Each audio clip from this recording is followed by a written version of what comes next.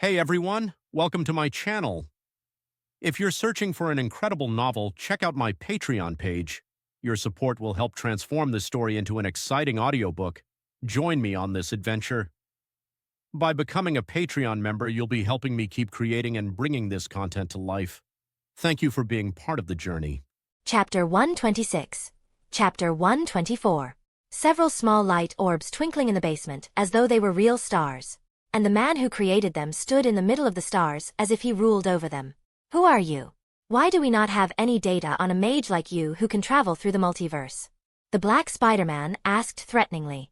That is not something you need to know, Pestilence, a traitor who sold his own world. The noble mage said indifferently to the Black Spider-Man, referring to him as Pestilence. How? How do you know about it? The shock upon the revelation of his identity was clearly visible on Pestilence's face. It has only been 2 months since I have joined the symbiotes after betraying my world. And this is my first mission. How can you know about me? This is something which should have been impossible for anyone to know. The only way was if you were monitoring us. But we should have found you then. I have to inform Master about this development right now. Pestilence took out some kind of communicator and activated it. For some reason, the noble mage was just watching Pestilence use the communicator with a smile, without even trying to interrupt him. Why is it not working? Pestilence cursed as he couldn't send the message. Why do you think I casted the stellar barrier? Until this barrier is gone, there is simply no way you can contact your side. Tonight is when you die, Pestilence. A traitor who has betrayed his world twice doesn't deserve to live. The noble mage explained while also hinting about Pestilence's past. It was clear from his words that the noble mage's side had been keeping an eye on Pestilence's world for a long time, and thus knew everything about Pestilence. A traitor who has betrayed his world twice, you say? Ha ha ha ha. Yes, I did it. I betrayed my world, and I did it with a smile on my face. Pestilence said with a sneer on his face upon hearing the noble mage's words. I did it because the so-called heroes had destroyed my world. It was because of those pretentious fools that Aunt May, MJ, and my unborn child inside her died. And so I betrayed everything I stood for because that was the only way I could have obtained my revenge. Pestilence said, revealing his life story to us. I literally shivered as I heard his life story. When I had first seen this Peter Parker, I couldn't believe that a Peter Parker could turn out to be so evil. However, as I heard his life story, I realized that Pestilence had been far too broken and desperate. Far more than my own Peter Parker had been when he had injected an untested lizard serum inside himself. In his pursuit of vengeance, Pestilence was ready to destroy anything if it meant he could achieve his revenge.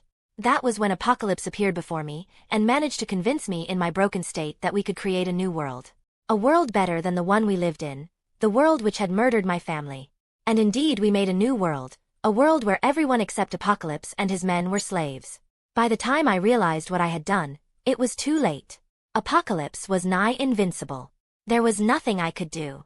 That is when my current master appeared before me, tried to convince me that I could overthrow Apocalypse with his power. I accepted his proposal. Thinking about could be the worst. At worst, I would just die. But I actually won, and in doing so, my world fell to the symbiotes. Now, there are no slaves in my world, only my mindless puppets. Perhaps in a few years, my world ceased to exist. Happy to hear my story now. Why I betrayed my world twice. But this story has nothing to do with the current you, Pestilence. The moment you joined the symbiotes, you became a mere extension of your master. Moreover, you are trying to make these young spiders destroy their worlds just like how you destroyed yours. This is unacceptable. The noble mage said in a cold tone. That is just my job now, destroying worlds. Pestilence said as his mask once again grew on his face. This time, however, he had a mouth just like the ones on the lesser symbiotes, one filled with sharp, pointy teeth. Like something right out of a horror movie. If you think that you can kill me easily just because you have isolated me, then you are merely dreaming. Pestilence said as the lesser symbiotes suddenly approached him and were absorbed by his suit. His entire body started bulking and black tentacles grew from all over his body. Combined with his 8 limbs, Pestilence looked more like a Lovecraftian monster than a Spider-Man. Kill me if you can, Pestilence said in a distorted voice as he stood on all of his 8 limbs, acting exactly like a spider. Pestilence rushed towards the noble mage, his movements erratic as he jumped from one building to another, perhaps to confuse the mage who was still watching him without any action on his part. Running on a total of 8 legs like a spider, his speed was truly fast. Perhaps only lesser when compared to my Peter aka Albion's speed. As Pestilence came closer, he suddenly stood on his forelegs and then punched towards the noble mage with his muscular forearms, the tentacles emerging from his body following right behind. Yet, a circular golden barrier formed around the noble mage suddenly. Some of the stars near the noble mage had transformed into magical circles which now formed the golden barrier. As the forearms hit the golden barrier, a shockwave was created from the impact, yet not a single crack appeared on the barrier. Why is it not breaking? Pestilence cursed as he continuously hit the golden barrier with his forearms as well as the multiple tentacles, but the golden barrier showed no signs of breaking. Try all you want, Pestilence. But your end has come, the noble mage said coldly at Pestilence's futile efforts. More stars gathered above the noble mage and transformed into magic circles, this time launching a ray of light at Pestilence. Pestilence dodged the ray of light with his spider sense, but the ray of light went on and easily pierced through the walls of a building. It showed just how powerful the noble mage was even against a monstrously powerful Spider-Man. More rays of light was shot at Pestilence, but he dodged each one of them with the help of his unique body and spider sense. But his situation clearly didn't look bright. Many more stars were forming into magic circles, encircling Pestilence and shooting rays of light at him. He had even started using webs to dodge the rays of light, but it was clear that he won't be able to do this for too long. Just who the hell are you? There is simply no way my master won't know about a mage like you. Can you at least give me your name before I die? It is not like I can reveal it to anyone, Pestilence asked, knowing that his end was in sight. Kirsteria Wodime. The noble mage answered, his name clearly a unique one. It would be an honor dying at your hands, Kirsteria. An honor which I clearly don't deserve, Pestilence said, his original personality coming out now that he knew that his end was near. Little spiders, I would give you this last piece of advice from someone who failed as a Spider-Man. Always keep your loved ones close. Never compromise on them, even it means that you have to miss a day or two as Spider-Man, Pestilence said to us, and then willingly let himself be hit by one of the light rays. The ray of light pierced through Pestilence's chest, creating a hole in his body. At this moment, it was clear that Pestilence was dead. He had willingly died after a life of being used by others. Chapter 127. Chapter 125. As Pestilence's body fell down, the remaining black slimy goo monsters, which were apparently called symbiotes, left on his body separated from him and started slipping away. Where do you think you are going, pesky symbiotes? Kirsteria said, shooting rays of light which literally disintegrated the symbiotes. As Kirsteria approached Pestilence's body, he let out a sigh upon seeing it for some reason. Then, his staff glowed once again, this time with a blue fire which easily increased the temperature of the surroundings a few degrees. It was clear that he wanted to cremate Pestilence's body. Wait, do you really need to cremate his body, Mr. Wodime? Miles asked Kirsteria as we approached him. No matter how evil Pestilence was, he was still a Peter Parker who once knew what being a Spider-Man truly meant. He has suffered so much. Doesn't he deserve at least a proper burial? Miles argued. I wish it was possible, Miles. Look closely at Pestilence's body. Kirsteria made us focus on Pestilence's body as if to show something. Looking closely at the hole on Pestilence's chest, I could see that a black slimy goo similar to that of a symbiote was leaking from the flesh surrounding the hole. See, Pestilence's blood has been entirely replaced with a symbiote. As such, I can't leave his body be, otherwise the symbiote will rise up from it and start possessing people to eventually attack Miles, whether to posses him or kill him. Kirsteria explained as he released the blue fire from his staff to burn Pestilence's body. Just what even are these symbiotes? Spider-Man asked as we watched Pestilence's body burn. In short words, a spider totem's worst nightmare.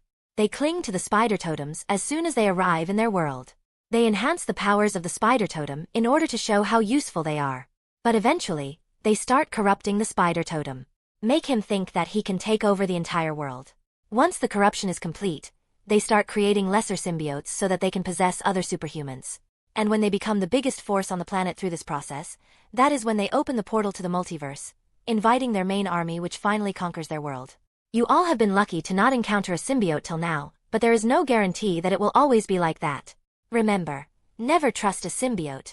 Kirsteria warned us, but it was not like we were ever going to accept your after seeing what happened to Pestilence. But why do the symbiotes always target us spiders? I asked. The actual reason is too complex for me to tell you right now. Just know that a spider totem acts like a key to the door of the multiverse for his world. His mere presence can make it easier for the people of his world to access other dimensions, whether through science or magic. And that is the reason the symbiotes always target spider totems. Even if the symbiotes possess every other superhuman of any world, if they have not possessed the spider totem yet, then they still have not won, Kirsteria explained patiently. By the way, how did you arrive so quickly? It had only been a few minutes since Pestilence's arrival after all. I am not complaining though. We would have been possessed by the symbiotes if not for you. Paney asked curiously.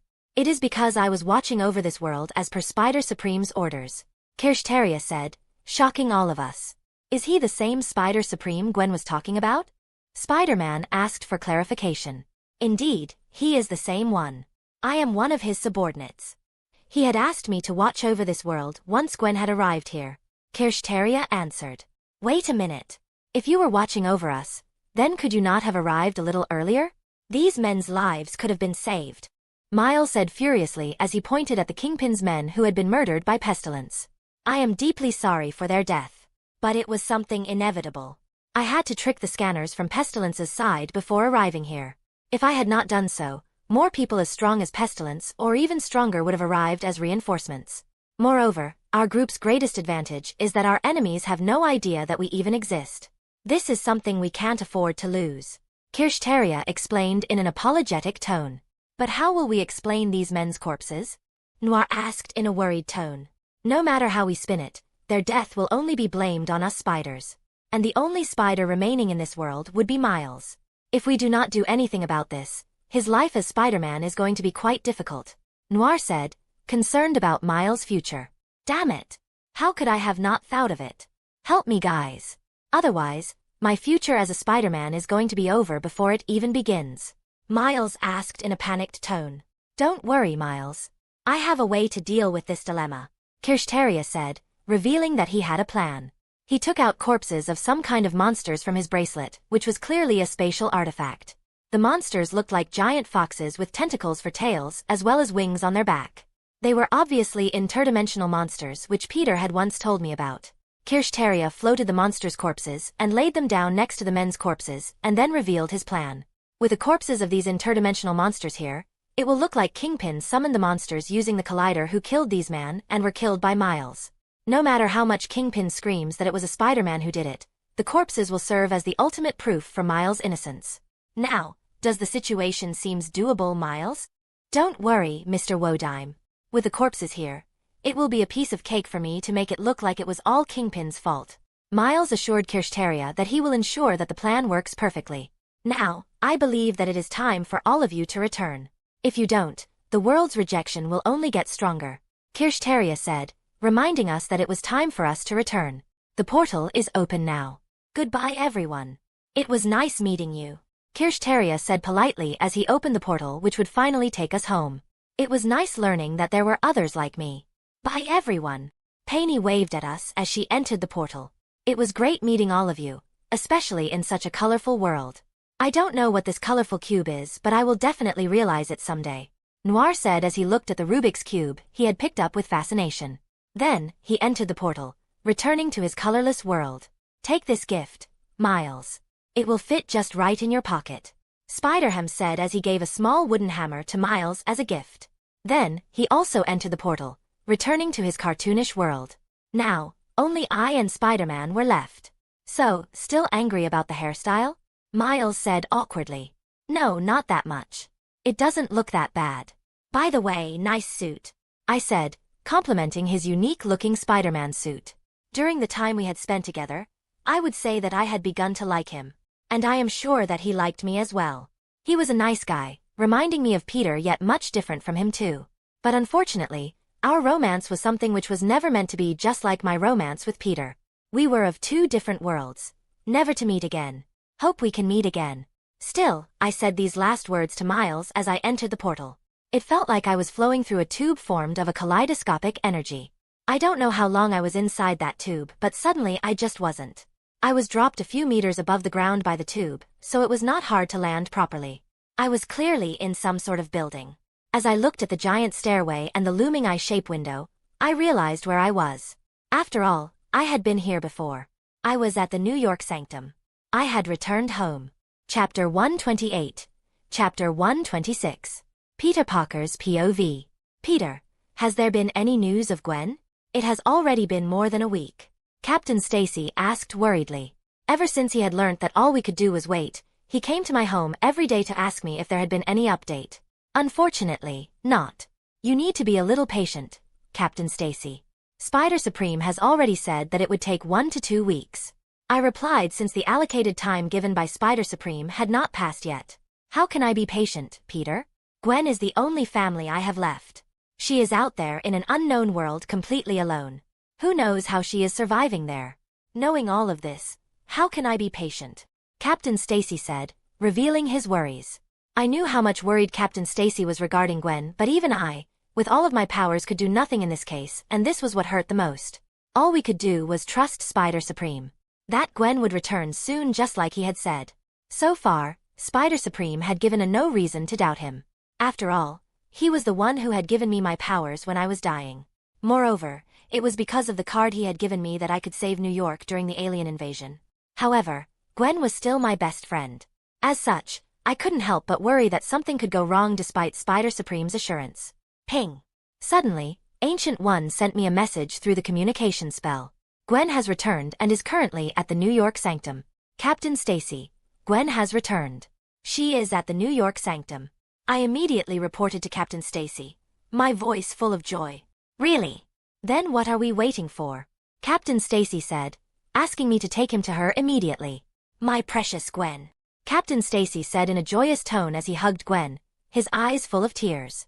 When I had heard from Ancient One that you had fallen into another dimension, I had thought that I would never see you again. Who knows how much you have suffered in that foreign world. But I am here now. Looking exactly like before and as healthy as ever. Gwen said, assuring her father that she was all right.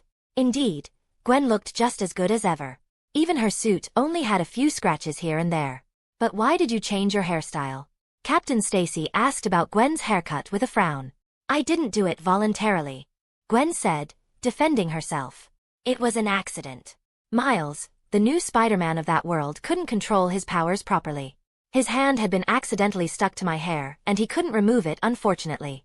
In the end, I had to cut my hair. Gwen explained the reason for her haircut.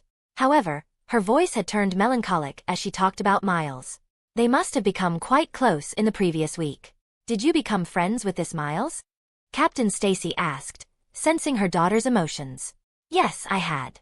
At first, I had thought that he was just an idiot. But gradually, I felt his good nature and desire to be a good Spider-Man. And now, I would never see him again, Gwen said in a sad tone. You know what, Peter? I had met even more spider people who had the same power as me, Gwen said, putting on a smile. She clearly didn't want to talk about the fact that she would never meet the people she had become friends with ever again. We had taken a picture to commemorate our meeting. Let me show you. Gwen took out a picture which showed a group of people, each one wearing a Spider-Man suit. Is that a pig? I asked in a surprised tone as I saw the humanoid pig wearing a Spider-Man suit. That is Spider-Ham. He comes from a world which seems to be rather cartoonish. Shockingly, his name is Peter Porker. Gwen explained who this spider pig was. Spider Supreme had told me that nearly 80% of the Multiverse's spider totems are Peter Parker or a variant of him, but I suddenly feel an existential crisis upon seeing that a version of me is a freaking pig. I said jokingly, so as to lighten her mood. By the way, who is Miles among them? I asked. He is the one. Gwen pointed to a dark-skinned boy who was clearly the youngest. I hadn't expected that this Miles would be even younger than Gwen. Why is his suit so cheap-looking? I said as I noticed the quality of his suit. Oh, that was before Miles had made his own suit. The suit he had created was quite different from the spider suit worn by that world's Peter Parker. It was actually black-colored with red highlights rather than a red and blue-colored one. He had created the suit at the last minute, that is why I don't have the picture of that suit, Gwen explained. This is Peter Benjamin Parker, who is rather similar to that world's Peter Parker who had died. Noir is a Victorian-era Spider-Man from world which is colorless for some reason. And this is Penny Parker, who runs a futuristic spider-bot. Gwen introduced the remaining spider totem. Indeed, there are quite a lot of Peter Parker among the spiders. Captain Stacy commented as he looked at the picture. You know what, Gwen? I had almost lost hope when Ancient One had said that she couldn't find you. But then Spider Supreme contacted us and told us about your situation. He had even promised us that he would send one of his men to keep an eye on you. Speaking of Spider Supreme, I have to thank him if I ever meet him. If it was not for the man sent by him, I would probably be dead, Gwen suddenly said, shocking all of us. What had happened, Gwen? I asked, worried about her. We had already won at that time, and the only thing that was left to do was to use the portal to return to our worlds when a monstrously powerful Spider-Man called Pestilence appeared from the other side of the portal. He had 4 arms and 4 legs, looking more like a man-spider than a Spider-Man. Moreover, he had black slimy monsters called symbiotes with him who could possess people and turn them into monsters. He wanted to use these symbiotes to control us, and then use us to control our worlds. I was shocked as I heard Gwen's words. A monstrous Spider-Man who controlled monsters with the ability to control people. Moreover, he was part of an organization which could fucking conquer worlds. It suddenly felt as if my worldview had expanded once again. Pestilence had at first controlled others to fight us, but when we somehow managed to win, he himself fought us. He was so powerful that it felt like I was fighting not against a Spider-Man but a Hulk. Moreover, our spider sense was not even working against him for some reason, while his own spider sense worked perfectly. We would have lost if the Mage Spider Supreme had not arrived. And what a Mage Kirsteria Wodime was. Gwen's voice was full of awe as she talked about this Kirsteria Wodime. He must have been a truly powerful mage to have made such an impression on her. Is this Kirsteria a Britisher? His name is like it can only belong to a British noble. Captain Stacy asked curiously, noticing Kirsteria's unique name. Well, he actually dressed like a British noble, so it could be true. But honestly, it felt like Kirsteria could control the very stars as he fought against Pestilence. His light rays were so powerful that Pestilence could do nothing against them, even with his spider sense. Gwen said as she described the battle with literal stars in her eyes. As I heard about Kirsteria from Gwen, it was clear to me that he was a monstrously powerful mage. Perhaps Spider Supreme wanted me to be one of his subordinates in the future, when he believed me to be as powerful as Kirsteria. Oh, you have suffered so much, my dear Gwen. But I am glad that you managed to return even after so many ordeals. Captain Stacy said as he hugged Gwen once again. Well, I believe that your return clearly deserves a party, especially after everything you have went through. I said in a joking tone as I created a portal for us to return. Gwen, are you really all right? I asked Gwen after we returned to her home, and Captain Stacy had to go to the police office for some urgent work, leaving us alone. I am not all right now. But I think I will be in some time. Gwen answered frankly. By the way, did you have a crush on Miles? I asked since I had felt with my dragon sense that she had rather sincere feelings regarding Miles. Maybe I had? But it doesn't matter now. Gwen said sadly. Oh, Gwen. I said as I wrapped her in my arms, realizing what she must be feeling now. You don't need to worry too much, Peter. I think I will learn how to live with it. Gwen said with a sad smile, realizing the painful reality before her. Only at this moment did I realize why Spider Supreme was so insistent on never forming any personal relations with anyone in his journey throughout the multiverse. It was just too easy to be emotionally attached. Chapter 129. Chapter 127. I think that this should be enough. I said as I checked myself in the mirror for the 5th time. I was wearing a white shirt with black jeans as well as a black jacket with red highlights. Moreover, even my silver hair was neatly groomed, which I rarely had a chance to do. After all, before I had gained my powers, I was quite a nerdy guy and as such, rarely focused on making myself look stylish because I thought that I would never get a date. And after my transformation, I really had a chance to show my true appearance outside the X-Mansion. As such, this was the first time I was grooming myself properly. As for what was the special occasion? Today was the day I was finally going on a date with Emma. As I looked at myself in the mirror, I was sure that no Hollywood actor could match me in the matter of appearance. Unfortunately, I would likely never have a chance to show my true appearance in public. But seriously, my silver white hair and red eyes combined with my sharp facial features made me look a little too handsome. And my appearance never seemed feminine despite such unique features, because of my slitted red eyes which always gave me a wild look no matter how much I groomed myself. Finally satisfied with myself, I went down where I found the boys watching the news on the television in the drawing room. Damn! Peter, you look awesome. You already looked handsome, but now I am sure that no girl would ever give us a chance if she saw you with us. Kurt commented as he saw me. Seriously, never let anyone get a proper picture of you, dude. Otherwise, I believe that the entire Hollywood would come running after you. Bobby said, sure that my appearance alone would shock the entire entertainment industry. Thanks. But I am sure that my looks are not that exaggerated. By the way, where are the girls? I asked. Where could they be? They are in Emma's room, helping her dress up for her date. Scott answered. Seriously, I never thought that it would be you, Peter, who would get a girl first. Kurt said, jealous that I got a date first. Don't be jealous, Kurt. I am sure that you will find a girl you like soon, I said in a bid to console him. It's time for us to talk about the greatest news these days. Oscorp has just unveiled its new medicine, which has completely shaken the world of medicine.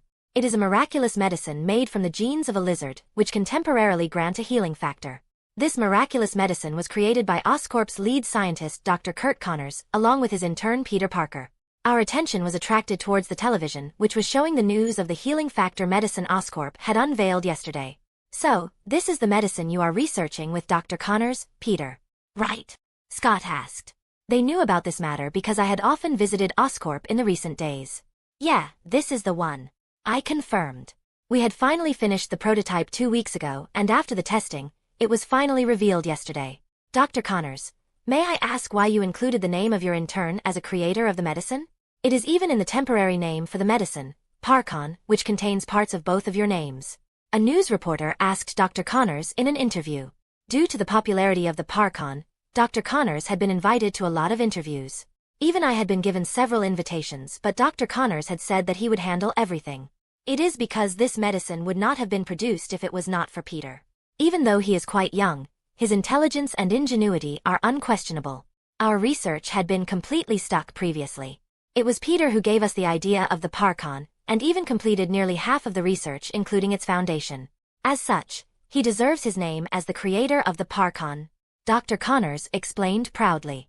There has been rumors already that you would get the Nobel Prize as the creator of the Parkon. Would you share it with Peter Parker then? The news reporter asked, shocking all of us. Of course I would. After all, if it was not for Peter, the Parkon would never have been created. Dr. Connors answered confidently. A Nobel Prize. Peter, you are going to get a Nobel Prize. This deserves a party, man. Kurt said as he hugged me excitedly. Calm down, Kurt. It has not been confirmed yet. I said to Kurt in a bid to calm him down. What is all this ruckus about? A female voice sounded from behind us. As I turned around, my breath was stuck by the sight before me, although I was sure that my body would clearly not be affected even if I didn't breathe for an hour at the very least. Damn. Emma, you look almost too beautiful, I said, complimenting Emma. Emma was wearing a black bodycon dress along with some light makeup on her face. The silver pendant on her neck only brought out her beauty more. Peter is going to get a Nobel Prize, Kurt shouted, ruining the moment. Really? Emma asked, surprised by Kurt's words. These are just rumors. Kurt is just getting too excited. I clarified what was the entire matter. Oh, by the way, I can also say that you look a little too handsome, Emma said, complimenting me in return. Unfortunately, I won't be able to enjoy this handsome face of yours on our date, Emma said in a regretful voice since I had to use an illusion spell whenever I was outside. I don't think so, Emma, I said as I produced a pair of rings. These are special artifacts I have borrowed from Kamar-Taj especially for today. With these artifacts, we can see our true faces even if we use illusion spells. So, we would be able to enjoy our date in peace while also hiding our appearances. I explained the function of the paired rings. That's great, Peter, Emma said, smiling gleefully as she suddenly kissed me on the cheek. She was clearly happy that I had prepared well for the date. It seems that the lover boy has already planned for everything, Kitty said as she appeared in the room with the other girls. That's not as you think, I said with a blush, a little embarrassed by the compliment. Both of us equipped the rings and then casted the illusion spell on ourselves. It was not something hard for Emma to do now that she was also a proper sorcerer. It had not taken much time for Emma, Jean and Kitty to be promoted to a sorcerer.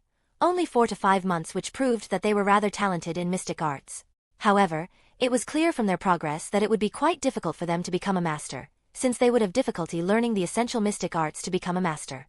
I changed into my previous appearance and Emma changed into appearance which were rather similar to actual appearance.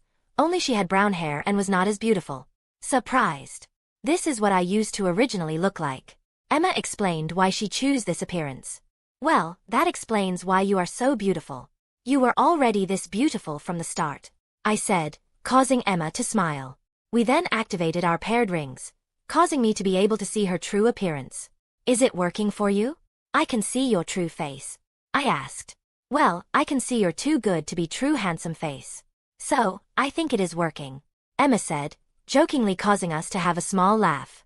I can't see anything more than your illusory appearances, Kitty said, confirming that the illusion spell was still on. Hope you have a great date. Jean said as everyone bid us goodbye. Shall we? I said to Emma, taking out my hand for her. Of course. Emma said softly as she clasped my hand in hers.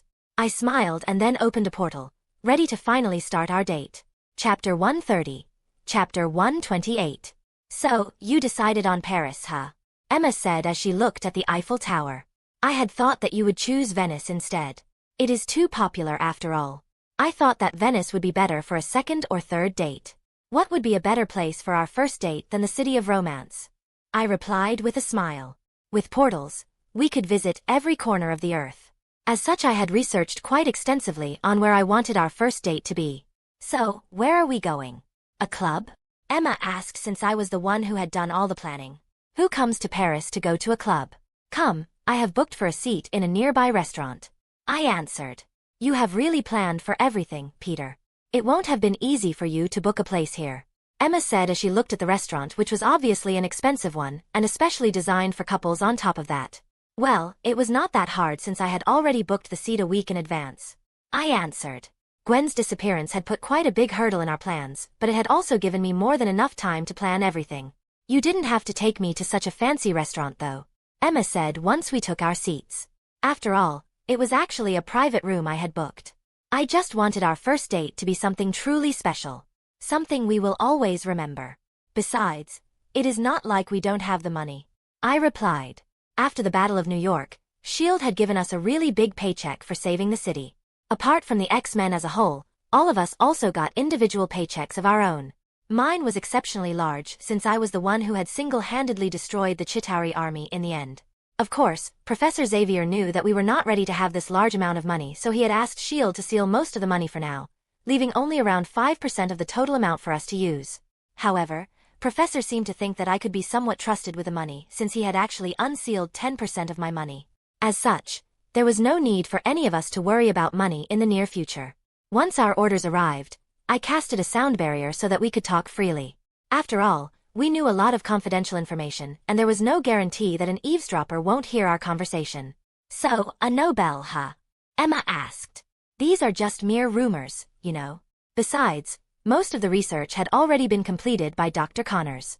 I just built upon it. I replied. You don't have to be so overly humble, Peter. You know clearly how much of the resulting product was because of your own research. As such, there is no need to diminish your efforts. Dr. Connors wouldn't have been praising you everywhere, and naming you as one of the creators if your part in the research was as small as you say it to be, Emma said, admonishing me for being overly humble. All right. I will try not to do so from now on, I said, giving in to her demands since I knew that it was my fault. Besides, I think that even if you do not get Nobel Prize for the Parkon, you will definitely get one in a few years. After all, you are already working with the Earth's greatest scientists, Emma said, believing in my intelligence. I merely smiled upon hearing Emma's words. She clearly had a lot of confidence in me. What about you, Emma? What have you thought about your future? I asked Emma. You know that I am already majoring in business studies. I want to create a company in the future. Although I will always be a part of the X-Men, the paycheck from S.H.I.E.L.D. would more than suffice for the initial funds. You would support me in this endeavor, right, Peter? Emma asked nervously. Of course I would. You didn't even need to ask. I answered immediately. Actually, I also want to be a teacher in the future if possible. When I was in school, I used to be bullied often. My homeroom teacher helped me a lot back then. I even had a little crush on him because of it, Emma said, revealing a bit of her past. I knew that Emma almost never revealed her past to anyone. It was quite a breakthrough in our relationship that she was willing to reveal her past to me. You want to be a teacher. This is quite surprising. However, I can't believe that you of all people used to be bullied, Emma, I said, expressing my disbelief. I was not always like this. Before my powers manifested, I was not this intelligent. One could even say that I was a rather meek girl, Emma said, revealing even more of her past. My father was always a very demanding person. He often saw us more as assets rather than his children. My mother turned to drugs instead of helping us. I never received any support from my siblings. The situation worsened when my powers manifested. I could understand with my telepathy that I had no love there. That is why I ran away even when my father wanted to make me his heir. But you are here with us now. The X-Men are no less than a family. I said as I clasped Emma's hand to show her my support. I know. But I still had not joined the X-Men voluntarily. Something I will always regret. Emma said, remembering the time when Professor Xavier had offered her a place in his school. I wanted to be independent so much at that time that I would rather be homeless than go with someone who kindly offered me a place in his home. It also didn't help that Professor was also a telepath. I had been so used to relying on my telepathy that the inability to access Professor's mind made me wary. I would always be thankful to Spider Supreme that he sent me to the X-Men. Who knows what I would be doing now if I had not joined the X-Men. That's true. You have really changed a lot from how you used to be. You are no longer an Ice Queen, at least among us. You now respect us and listen to us instead of suddenly intruding in our mind. I said, remembering our first meeting. You are always going to hold that over me, huh? Emma said with a pout. Of course I would. I confirmed with a smile. Still, I can't believe that Spider Supreme is actually a Peter Parker from a different dimension. Both of you are just too different. Emma said, mentioning Spider Supreme's true identity. After Spider Supreme's visit through the drone, the fact that he was Peter Parker was no secret. As such, nearly everyone who knew about Spider Supreme now had the knowledge of this fact. Well, there is one thing similar in both of you. You both have the same taste in women. Emma said jokingly, reminding me of Spider Supreme's wife, Morgan Le Fay. That's true. I replied with a laugh. Still, I'm really thankful that Spider Supreme interfered in our world. Without him, we would have never met. Emma said, thanking Spider Supreme for everything he did. Yeah. If he had never given me my powers, I shudder to think what would have happened in the Battle of New York. That massive Chitauri army, what kind of havoc they would have spread in the city. On top of that, the Senate was ready to launch a fucking nuclear missile at New York to eradicate them. Alright, enough talk about the past and the what-ifs. We need to focus on the future now. Emma replied, telling me not to dwell too much on the past. She filled 2 glasses with champagne and gave one to me. To a better future. She said as we clinked our glasses. To a better future. I also said in return. So, what else have you planned for our... Suddenly, I felt spatial fluctuations which shocked me. Before I could react, a portal suddenly opened and sucked us towards itself. Ah! I was able to hold on because of my enhanced body and warning from my dragon sense, but Emma was sucked into the portal because of the surprise factor. Damn it! I cursed as I also jumped into the portal to follow Emma. There was no way I was going to let her suffer alone. With my immense powers, I refused to believe that I couldn't deal with any opponent I would face at the end of this portal. Chapter 131. Chapter 129. Just what the hell was that portal? Even with my body, I was feeling disoriented.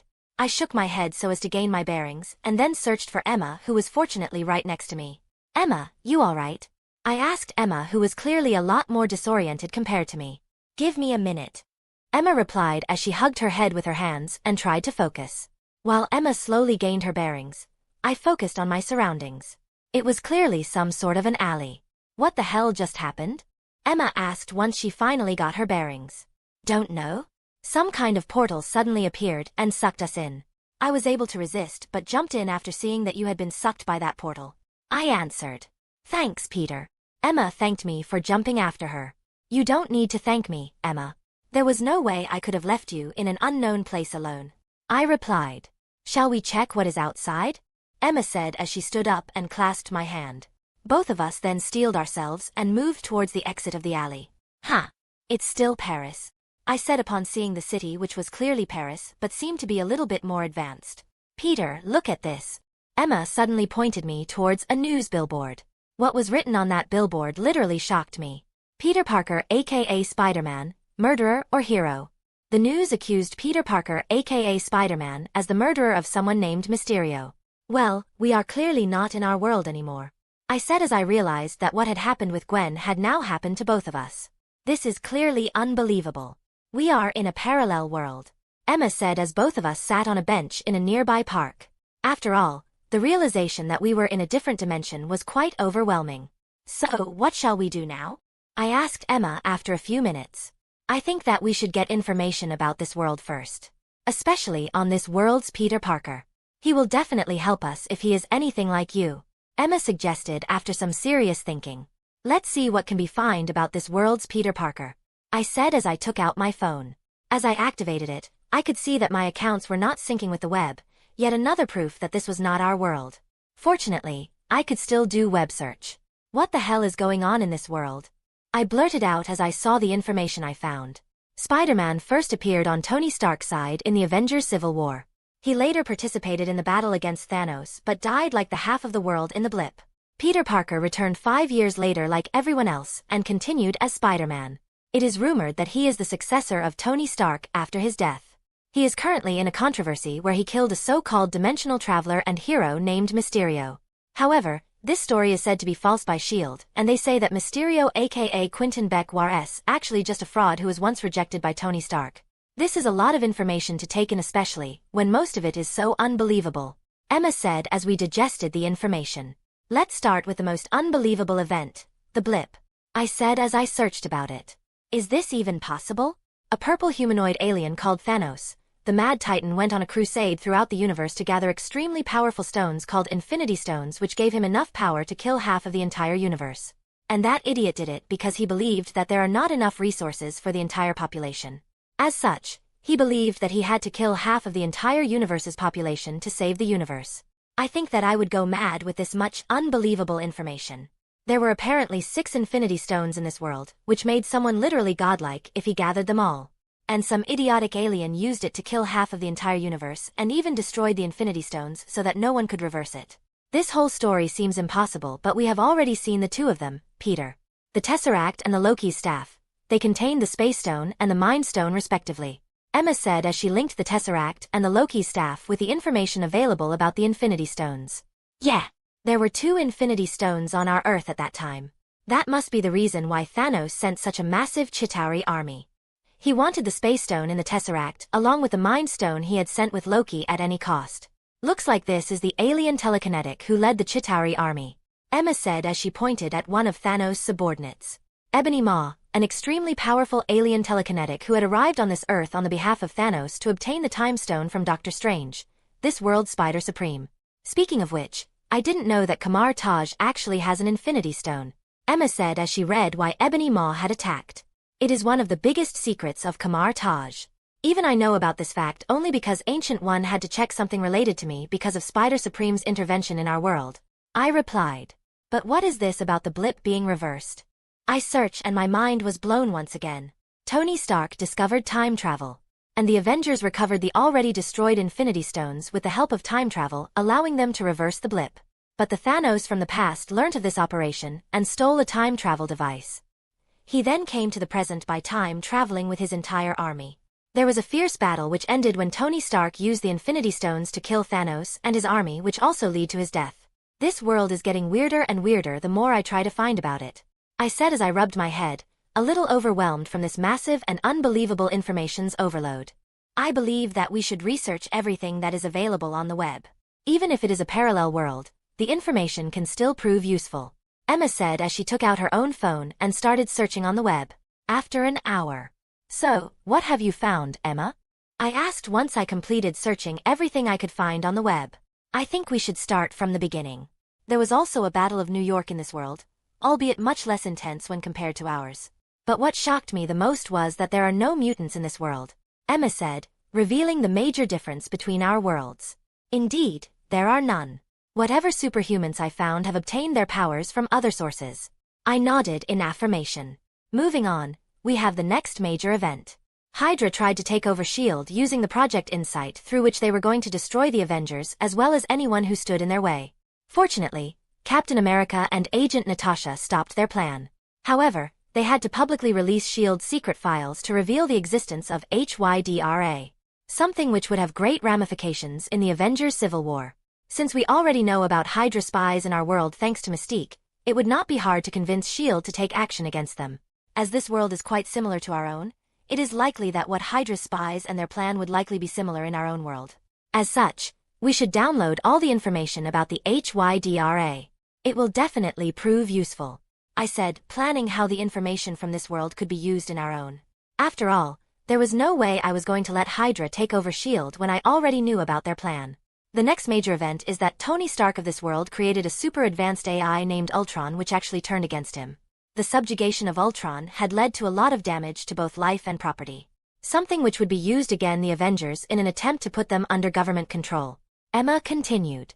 It would be easy to convince Mr. Stark do not create Ultron, but we definitely can't let the Avengers Civil War happen. The Avengers can't turn against each other, especially with Thanos at our door. I said, thinking already how to prevent something like the Avengers Civil War from happening. The last major event after the Avengers Civil War was Thanos' assault, which we have already searched for before. What do you think should be our next course of plan, Peter? Emma asked. I think that this world's Spider-Man is actually innocent. He already has quite a track record fighting with the Avengers. Moreover, everything I have found about Mysterio clearly seems to be scripted. The elementals do not even exist, as per the records of Kamar-Taj. Besides, S.H.I.E.L.D. has already stated that Mysterio's death happened during their mission. As such, it would be beneficial for us to contact this world's Peter Parker. But I think that it would be better for us to first meet the sorcerers of Kamar-Taj. If anyone has any idea why we appeared in this world, it would be them. Indeed, Kamar-Taj should be the first place for us to start, Emma said, agreeing with my opinion. By the way, do you think that we should try to obtain this world's technology?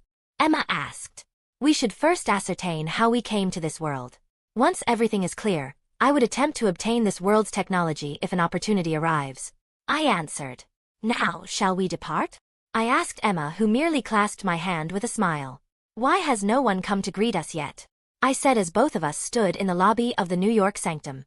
The Sanctum Sanctorum security depended entirely on magical enchantments, but whoever was in charge should have the knowledge of our visit by now. Thankfully, our wait was not for long, as Dr. Strange appeared from the inside of the sanctum with 3 others, one of whom I recognized to be this world's Peter Parker. The others were a girl with black hair and a boy of Asian descent. May I ask who you are and why you are here? Dr. Strange asked politely. Doesn't he look a little like you, Peter? The boy of Asian descent asked this world's Peter, since my illusion spell was still on. Greetings, I am Peter Parker. I said as I removed the illusion spell, revealing my true appearance. Chapter 132. Chapter 130. Are you really Peter Parker? I mean that you look so different from our Peter. Are you an albino? But even an albino doesn't have such features. By the way, are you sorcerer, or do you know them since you found the New York Sanctum? The boy of Asian descent asked me while rambling. He seemed to be a bit of a geek. Because of the web research, I recognized who he has. Ned Leeds, this world's Peter Parker's best friend. When I had first seen his picture, I couldn't believe that he was actually Ned Leeds of this world. After all, they couldn't be any more different. The Ned Leeds of my world was a bully and a complete American, while this Ned was a geek as well as an Asian American. Calm down, Ned. Don't pester him too much. After all, they have arrived from another world. It must be quite difficult for them to adjust. The girl said to Ned. I recognized her as this world's Peter's girlfriend, Michelle Jones. May I ask who you are, miss? Dr. Strange asked Emma politely. I am Emma Frost, Peter's girlfriend. Emma said, calling herself my girlfriend, which was a little far-fetched considering that we had not actually confirmed our relationship yet. However, I was not going to call her out for such a small matter. As Emma revealed her identity, she also deactivated the illusion spell, revealing her true appearance. I could see that everyone's eyes had widened because of her beauty. What's up with this couple, MJ? Each one of them can topple the entire filming industry if they ever try to be an actor. Ned whispered to Michelle, surprisingly calling her MJ. You are called MJ too? I couldn't help but ask since she didn't look the slightest bit like my MJ. Yes, I am MJ, Michelle Jones. May I ask why? MJ asked. Actually, there is also a MJ I know who is completely different from you. She is Mary Jane, a beautiful redhead who leads a band. I explained. We would have time for small talk later. I need to ask both of you a few things first. Peter, I believe that you are also Spider-Man. Dr. Strange asked. Actually, I am not. I said, generating a few red sparks between my fingers to show that I had different powers. Then, how did you arrive in this dimension? Dr. Strange, weren't the requirements that one needed to know that Peter Parker was Spider-Man to arrive in this world? This world's Peter asked Dr. Strange with a puzzled look. Requirements? Does our arrival in this world have anything to do with you? Emma asked in a sharp tone since she was still pretty irritated that our date had been ruined. Actually, Peter here had asked me to perform a ritual which would remove the fact that Peter Parker is Spider-Man from everyone's memory. The ritual would have succeeded if it was not for the fact that Peter continuously interfered in the ritual, causing it to go haywire. Now, the result is that instead of making people forget that Peter Parker is Spider-Man, people who know this fact are arriving from all over the multiverse. Dr. Strange explained the whole matter, while looking at this world's Peter with a reproaching look since it was because of him that this whole matter had occurred. I am really sorry for what happened. Peter apologized with a sheepish look. Now, would you please tell me why you know that Peter Parker is Spider-Man when you are actually not a Spider-Man? Dr. Strange asked. Actually, this is not our first contact with the multiverse. A few weeks ago, the Spider-Man, or should I say the Spider-Woman of our world, had been sent to another world where she met many other Spider-Men. Among them were many Peter Parkers. That is why we know the fact that there is a Peter Parker in the multiverse who is Spider-Man. I explained while withholding the information about Spider-Supreme for now, since it didn't seem necessary. Not to mention that it was very likely that Dr. Strange would start hounding me for information regarding Spider-Supreme like Ancient One did. Can you please tell us how will you send us back and when? Emma demanded. Actually, Peter. What shall I call you since there are two Peters? Dr. Strange asked me politely. Just call me Albion. That is the code name I use in my world. I replied. Well, Albion. The fact is that the ritual can be reversed any moment we want, allowing you return to your dimension. Dr. Strange said something we had never expected. Then, why are you not doing it already? Emma asked. I think that it would be better to show it to you than to explain it, Dr. Strange said as he gestured for us to follow him. He took us to the basement of the sanctum where several people were caged in enchanted prisons. Mr. Osborne, I said as I realized that one of the caged people was surprisingly Norman Osborne. You know me? Mr. Osborne said to me with a puzzled look. It was very likely that he was not the Mr. Osborne I knew since he looked quite nervous and frightened. It seems that you already know one of them. As you can see, you are not the only ones to arrive in this world, Dr. Strange explained. Aside from Mr. Osborne, there was a man with several mechanical arms on his back, a black man who had electric sparks emitting from him, and the last man seemed to be made entirely of sand. They are Otto Octavius aka Dr. Octopus, Max Dillon aka Electro, and Flint Marko aka Sandman. You already know Norman Osborne. Dr. Strange introduced all of them. What's the problem with them? If you can send all of us back, you should just do it, Emma said, eager to return to our home dimension. The problem is that Dr. Octopus, Electro, and Norman Osborne are going to die in a fight with their world Spider-Man the moment they return to their own worlds. I want to save them, Peter said, revealing why they had not reversed the ritual till now. I don't know about the rest of them, but how did you end up like this, Mr. Osborne? I asked, worried about the fate of Mr. Osborne of my own world. I don't want to talk about it, Mr. Osborne said in a frightened tone, clearly not wanting to say anything. According to Flint Marko, who is from the same world but several years in the future, Norman Osborne took an untested serum which gave birth to a split personality. He became the monster called Green Goblin, who wore a green suit and flew on an armed glider full of bombs. He died in a battle against Spider-Man, impaled on his own glider. Dr. Strange revealed what he had learnt about this Norman Osborne's fate. Are all of them criminals? Emma suddenly asked. Yes, Peter answered hesitantly. Then, I believe that you should let all have them die. They clearly deserve it. Perhaps maybe Mr. Osborne. There is no need to care for the criminals, Emma said, revealing her stance on the matter. I believe that we should give them a chance, Emma. I said to Emma. Is it because of Mr. Osborne? She asked. No, it's not, I replied. Then why? Emma asked, not able to understand why I wanted to save these criminals. Because I too would have died if I had not been saved by Spider-Supreme. Chapter 133. Chapter 131. What are you talking about, Peter? When had Spider-Supreme saved your life? Emma asked, too shocked by my words. I will tell you everything, Emma. Can we have some alone time, Dr. Strange? I asked Dr. Strange. Of course, you can. It is no problem.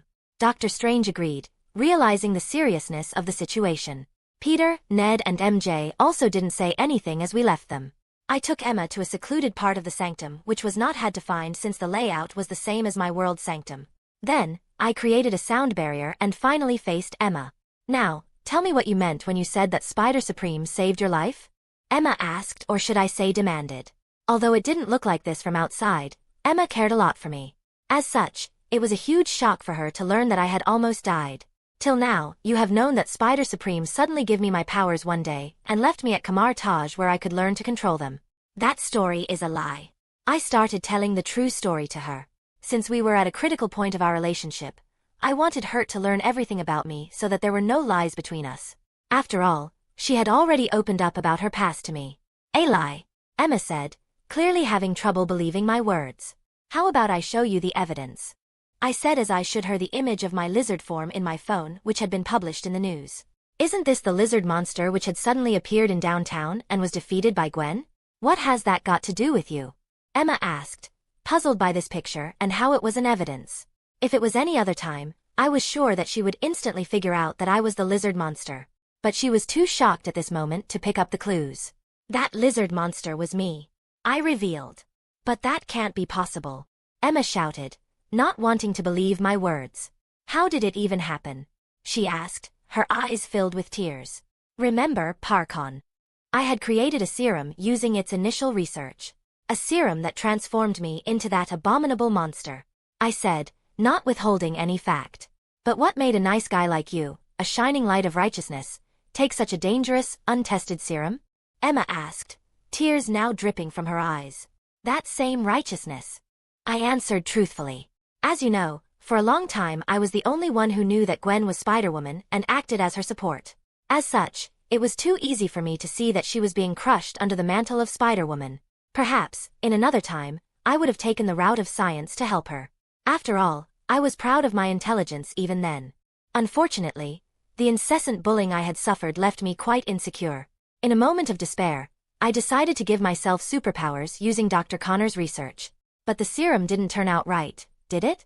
Emma muttered, realizing what had happened. Yeah, the serum turned me into that horrible monster.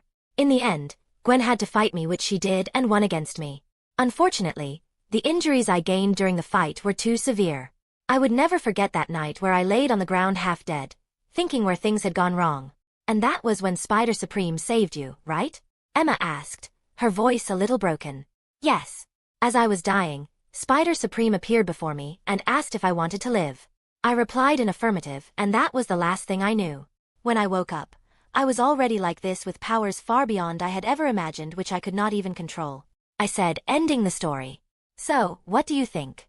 I asked hesitantly after a few minutes, since Emma was silent, quietly digesting what I had told her. To my surprise, Emma suddenly hugged me and kissed me softly on my head. You have suffered a lot, Peter, she said softly. Do you not hate me for taking such a suicidal decision? I asked. Of course I do. But I also understand what you were feeling when you made that decision, Emma said in an understanding tone. I have been in that position, Peter. Before my powers manifested, I had once seriously considered murdering one of my bullies. Compared to that, you only tried to improve yourself, no matter how horrible that way was, Emma said, shocking me. Really? I couldn't believe Emma's words. It's true. My life was just that horrible. Anyways, you shouldn't focus much on this topic. It is already in the past. You tried to become stronger in a suicidal way and failed. But you are still here and much more stronger, even if only because of Spider Supreme. But even he would not have trusted you with these powers if he didn't think that you didn't deserve them. You are no longer who you used to be. People look up to you now. You are Albion, an Avenger. So don't dwell too much on it, okay? You know what, Emma? You sound similar to what Melusine had said when I had asked her about this topic, I said upon hearing Emma's words. Really? What had your big sister said?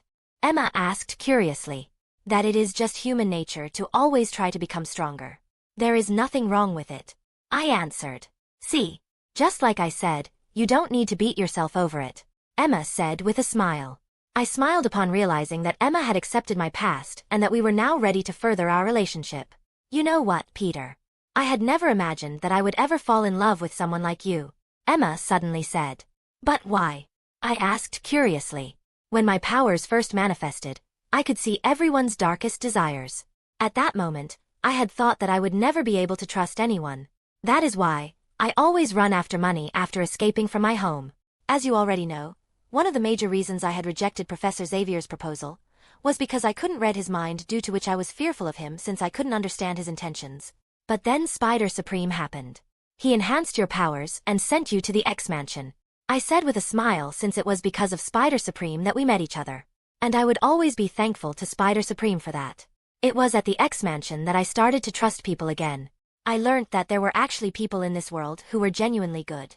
I also learned that having powers didn't mean that you were simply superior to others. Rogue, Scott and Kurt were miserable because of their powers. Yet, they could enjoy the life just like others. And then there was you, Peter, Emma said as she looked at me with a smile. Someone whose mind I couldn't read, but I didn't even need to. It was obvious for everyone to see how good-natured you were. That was what attracted me to you.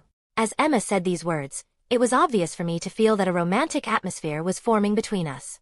Taking advantage of the romantic atmosphere, Emma leaned close to me and kissed me deeply on my lips, which I reciprocated.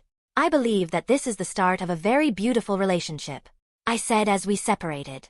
Then, I leaned for a kiss this time, which Emma reciprocated just as hungrily. I think that we should go now. Doctor Strange is waiting for us, Emma said with a blush after we had kissed a few more times. Chapter 134. Chapter 132. I didn't want to go, especially since we had just confirmed our relationship. But unfortunately, we had to go. After all, we still had to return to our worlds. It seems that everything went well, Doctor Strange said as we arrived in the lobby.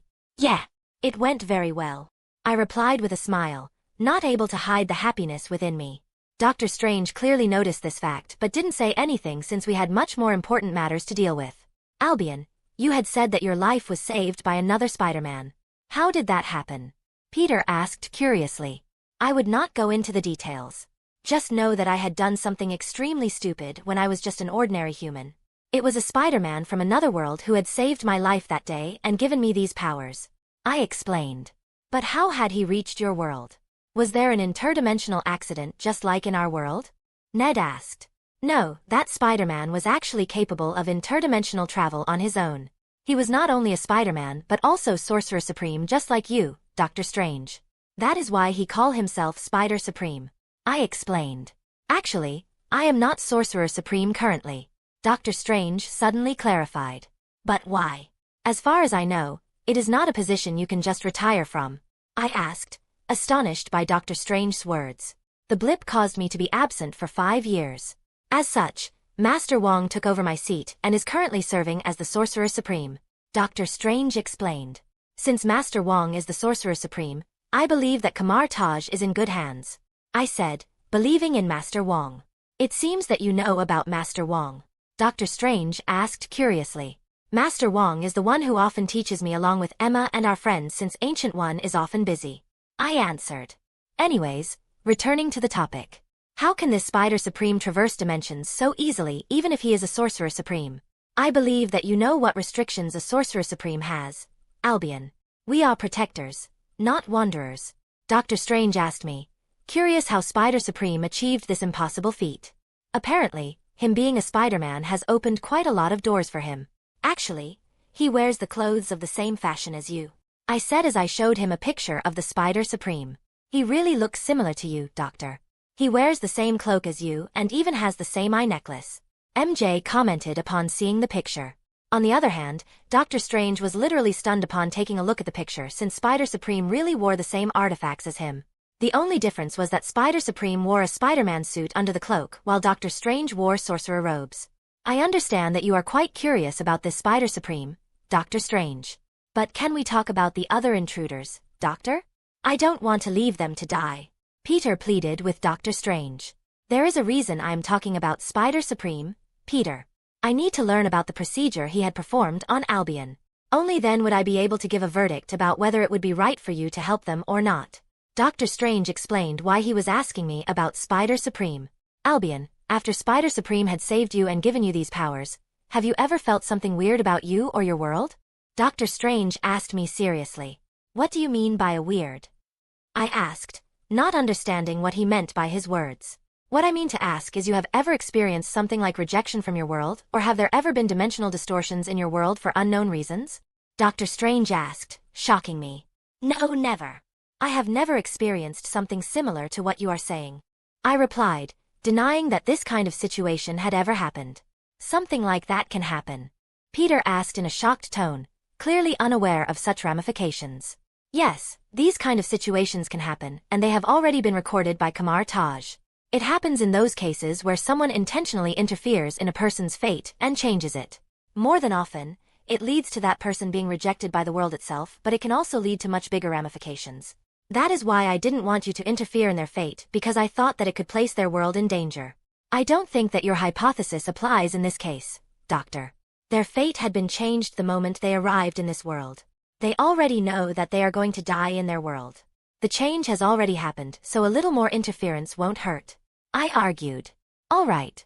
I will give you a chance to save them, Peter, Dr. Strange said after a few minutes of thinking, finally relenting to Peter's request. Thank you, Dr. Strange, Peter said excitedly as he hugged him.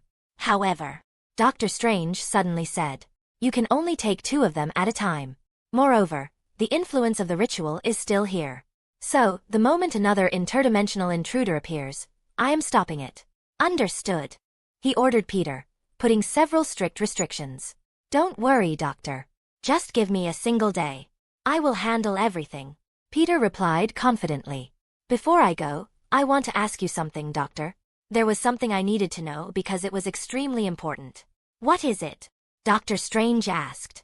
How had Ancient One died? I asked since there was no way I was going to let Ancient One die if I could help it. Have you not learnt anything from my words, Albion? Are you really ready to risk your world? Dr. Strange said furiously. You don't need to worry about that, Dr. Strange.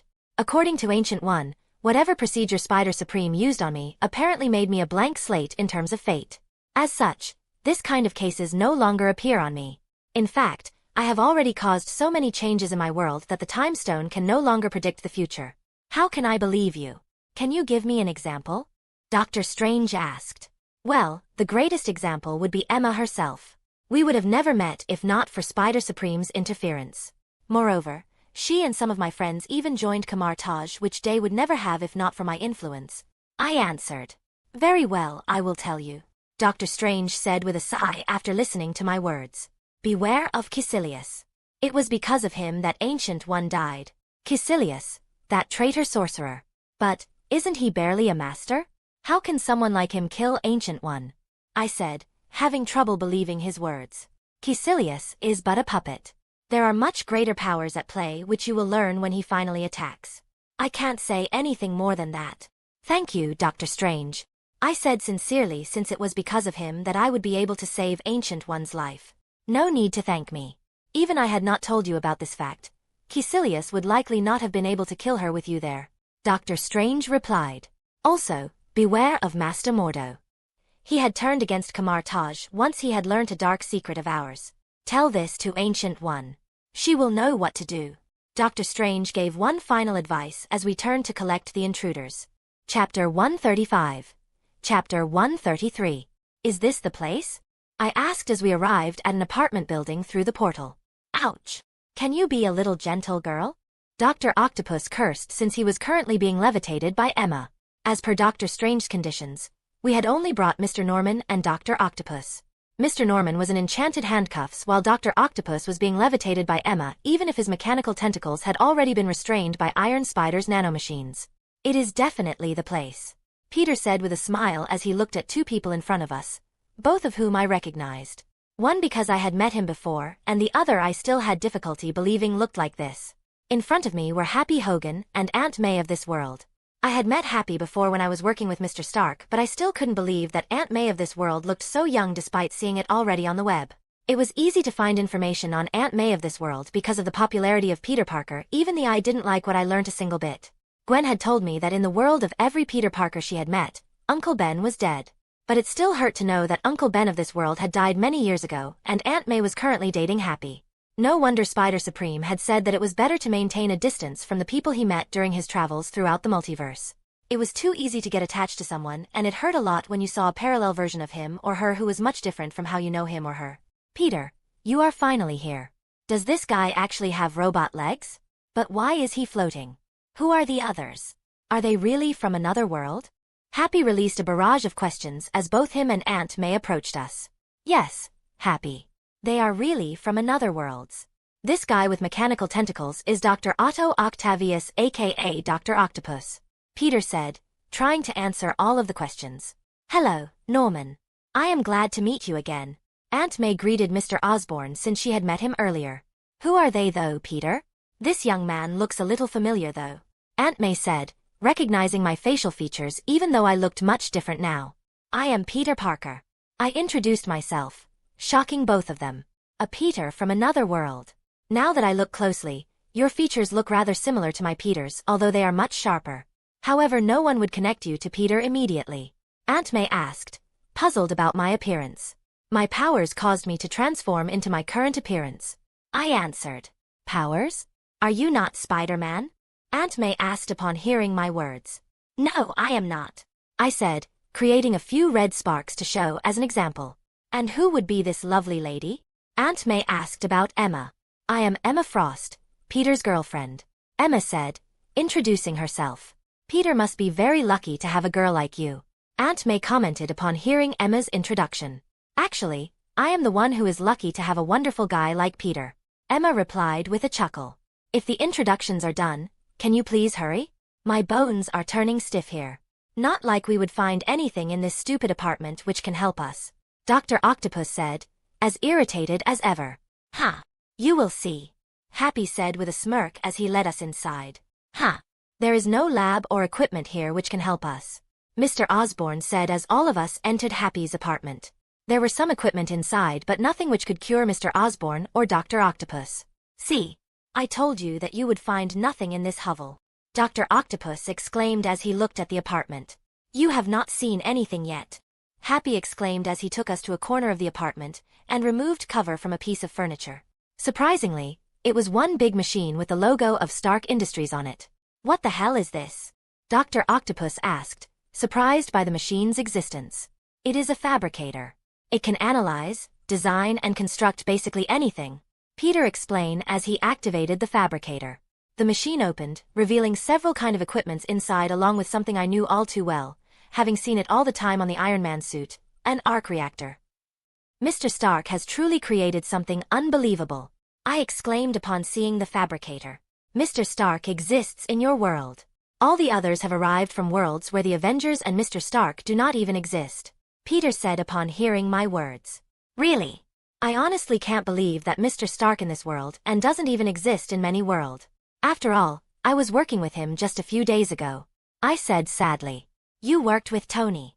You must be pretty intelligent since Tony only works with intelligent people, Happy commented.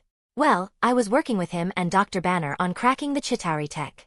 So, you can say that I am quite intelligent, I replied with a shrug. In fact, I can be said to be one of the founding members of the Avengers.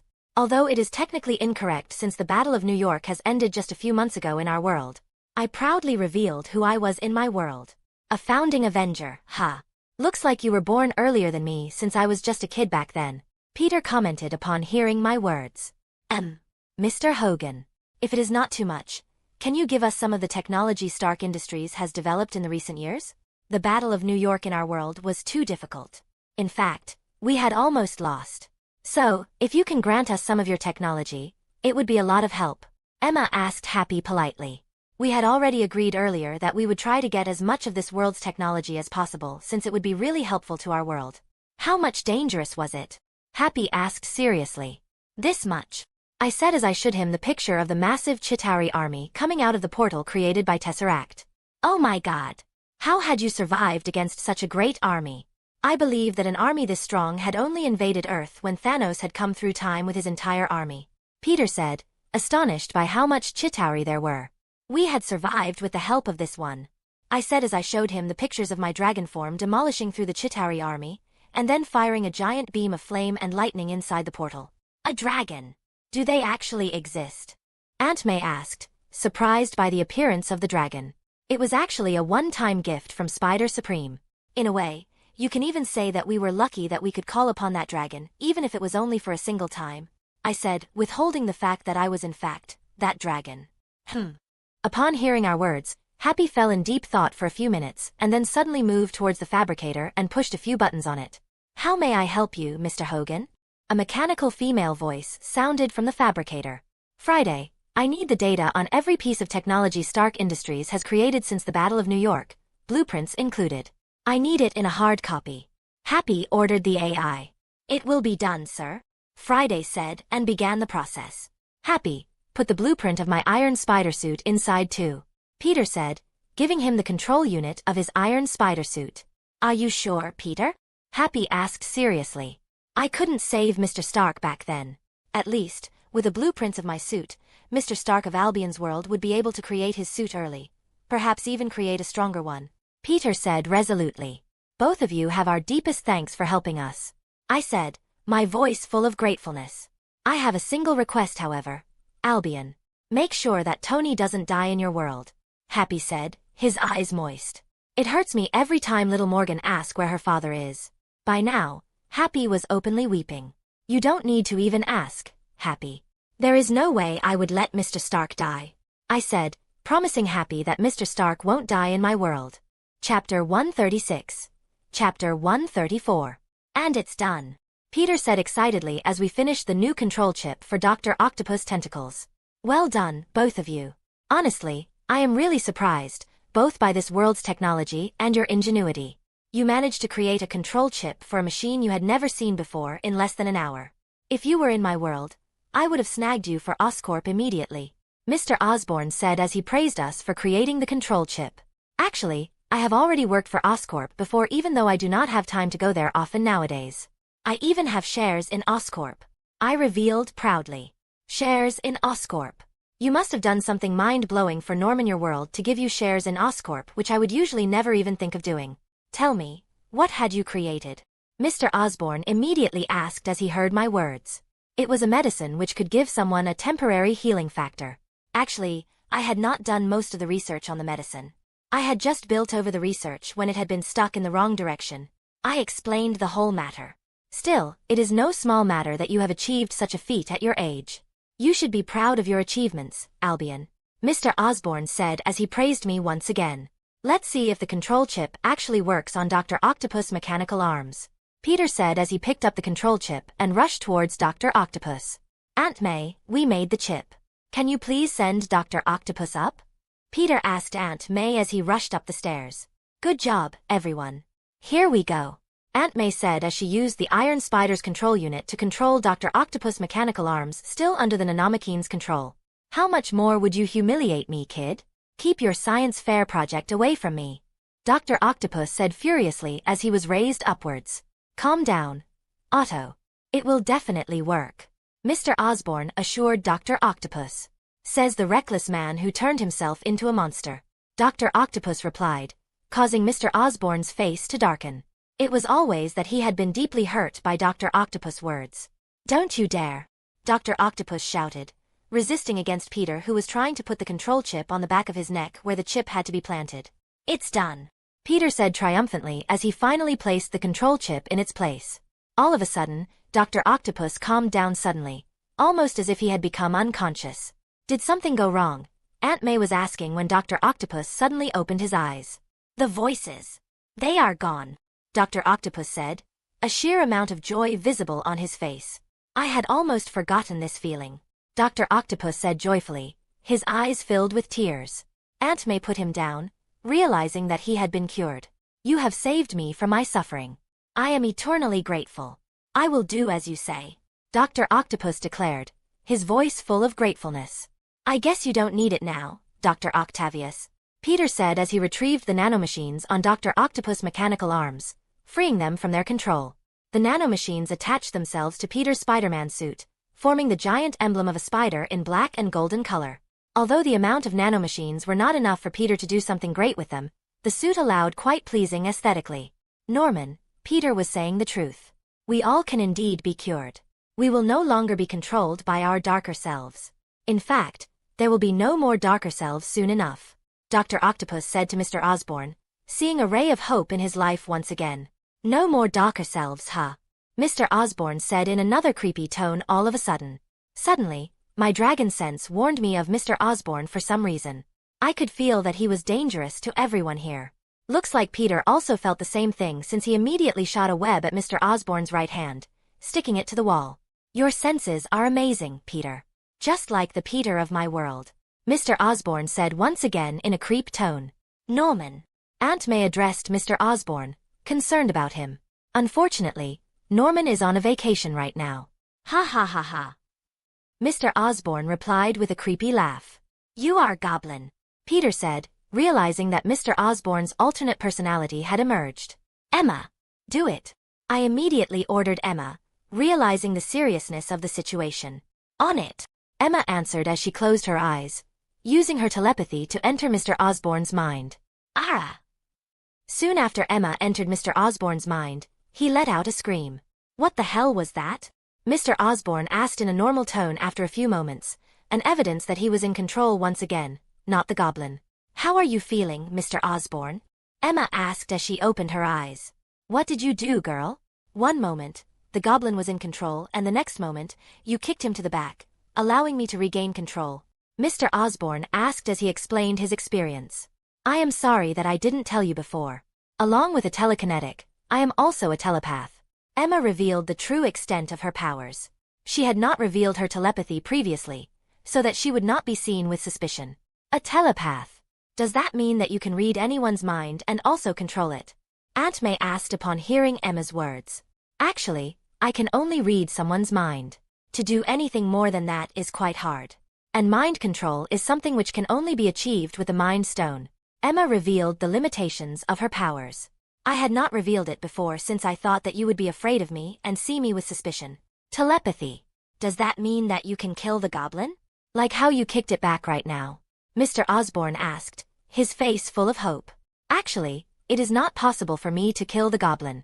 Emma replied. But why? Mr. Osborne asked, desperation clearly visible on his face.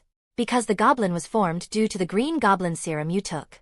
As long as the effects of the goblin serum are in your body, it would be impossible for the goblin to be killed, as these effects for the foundation for the goblin. However, you don't need to worry.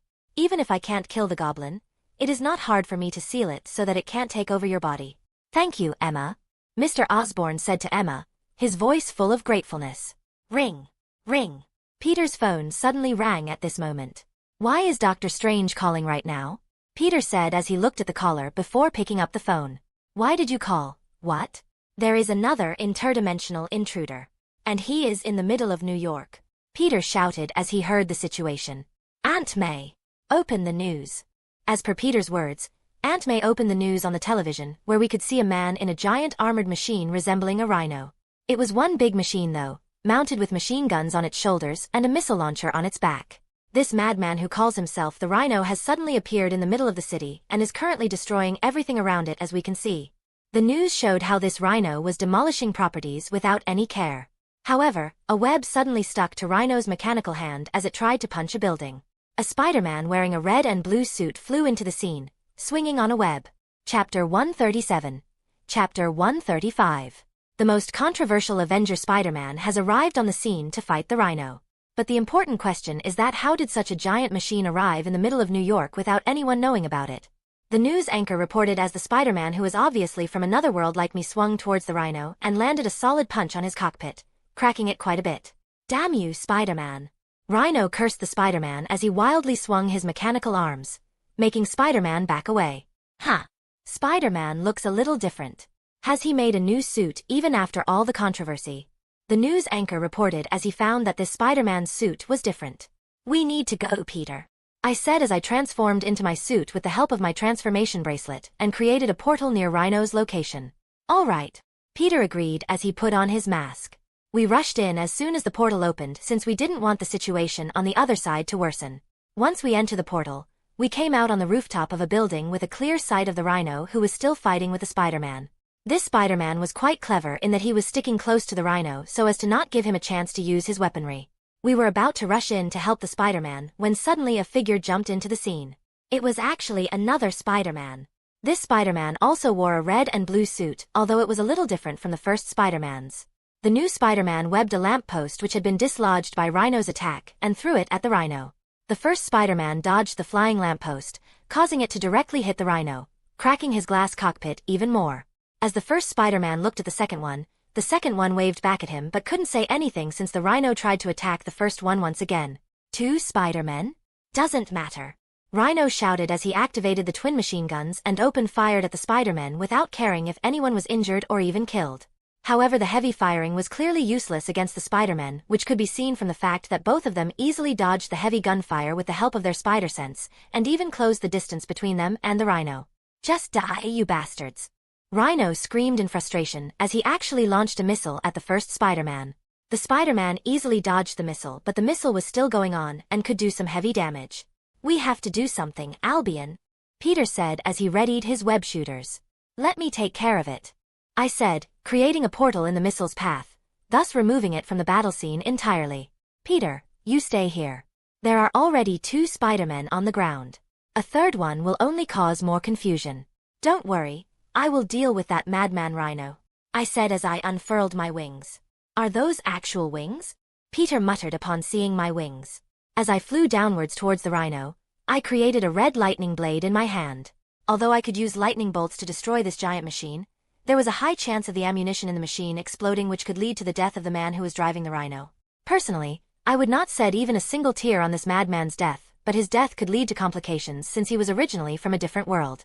I flew directly over the Rhino, gaining attention from everyone. Without wasting any time, I attacked the back of the Rhino with my blade and meticulously cut down the machine guns and the missile launcher. Why the hell are the guns not working? The man inside the Rhino shouted, still not realizing that the guns had already been separated from the Rhino's body. Given this man's behavior so far, it seemed likely that he was just a goon who had been given this Rhino to create havoc, since he couldn't even use the Rhino properly. Not giving the man inside the Rhino to use the giant machine again, I attacked with my blade once again, this time directly cutting out the cockpit from the Rhino's main body. What kind of monster are you? Stay away from me, the man inside shouted in a scared tone as he saw me cutting through the Rhino like it was made of paper.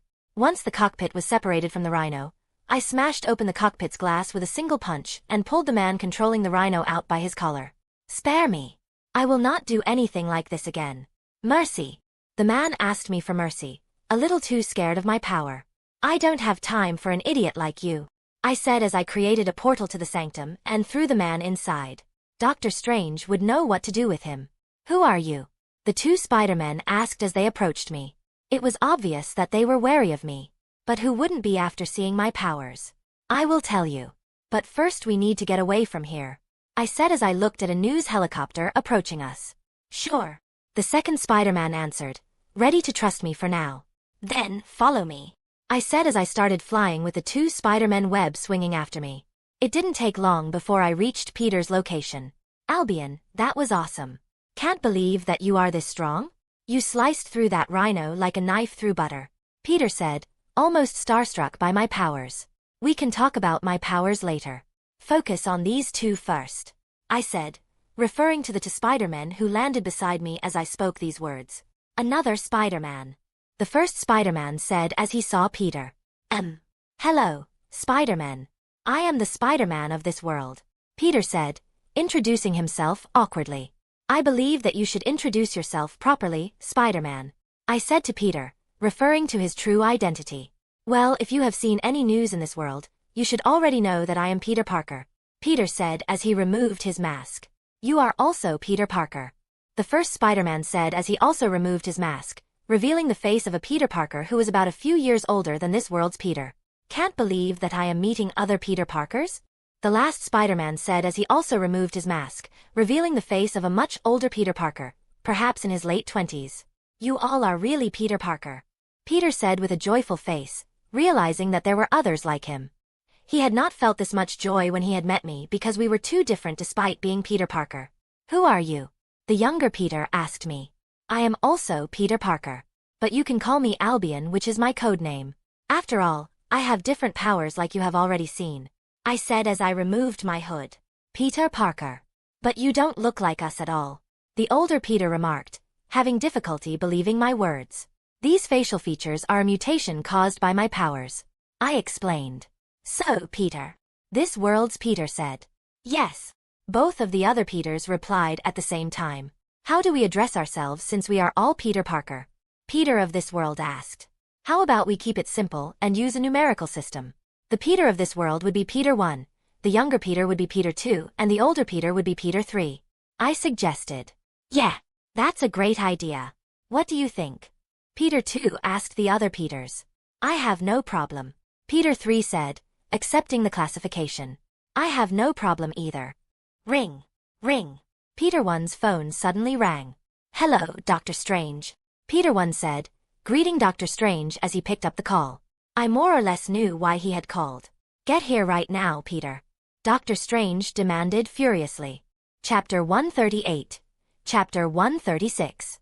As we entered the basement of the New York Sanctum, We could see Dr. Strange looking at the man I had sent to him, who was now locked in a glass prison similar to the ones in which the other interdimensional intruders had been sealed. Even though we could only see Dr. Strange's back at the moment, it was easy to sense that he was furious. Dr. Strange. Give me a reason why I shouldn't press the button and reverse the ritual right now, Peter? Dr. Strange asked furiously, interrupting Peter's words. Peter dropped his head in shame, realizing that he was at the fault this time. He knew that the situation would get more risky as time went by, but he still insisted on helping the interdimensional intruders upon finding that they would die the moment they returned to their own world. And the situation had worsened now. This time, there were a total of 3 interdimensional intruders, including 2 Spider-Men. What's the matter? Why are you angry at Peter? Peter 3 asked, concerned about Peter 1. The matter is that all of you are here because of Peter.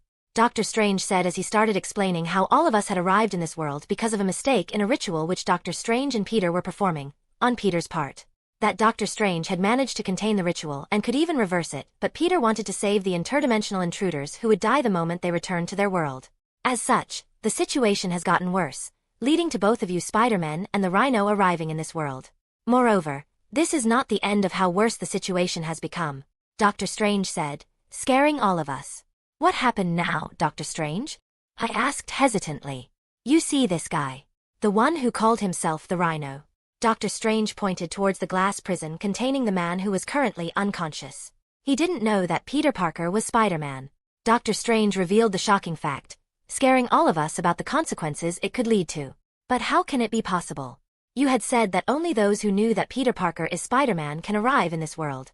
Peter 1 aka the Peter of this world shouted, clearly having difficulty believing that someone who didn't meet the requirements had arrived in this world.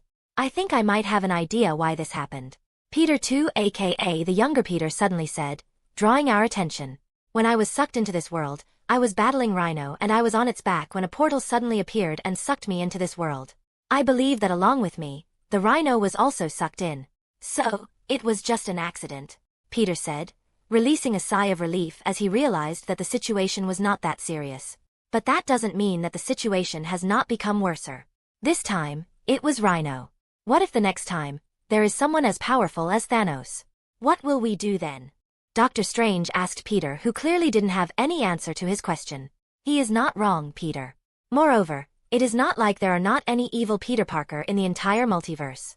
Just a few weeks ago, the Spider-Woman of my world, Gwen Stacy, had a multiversal encounter where she was also sucked into another world.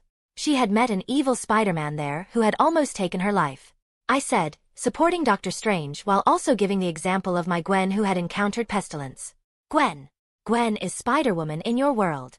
Peter 2 said, recognizing the name Gwen Stacy. You know her? I asked. She was my girlfriend.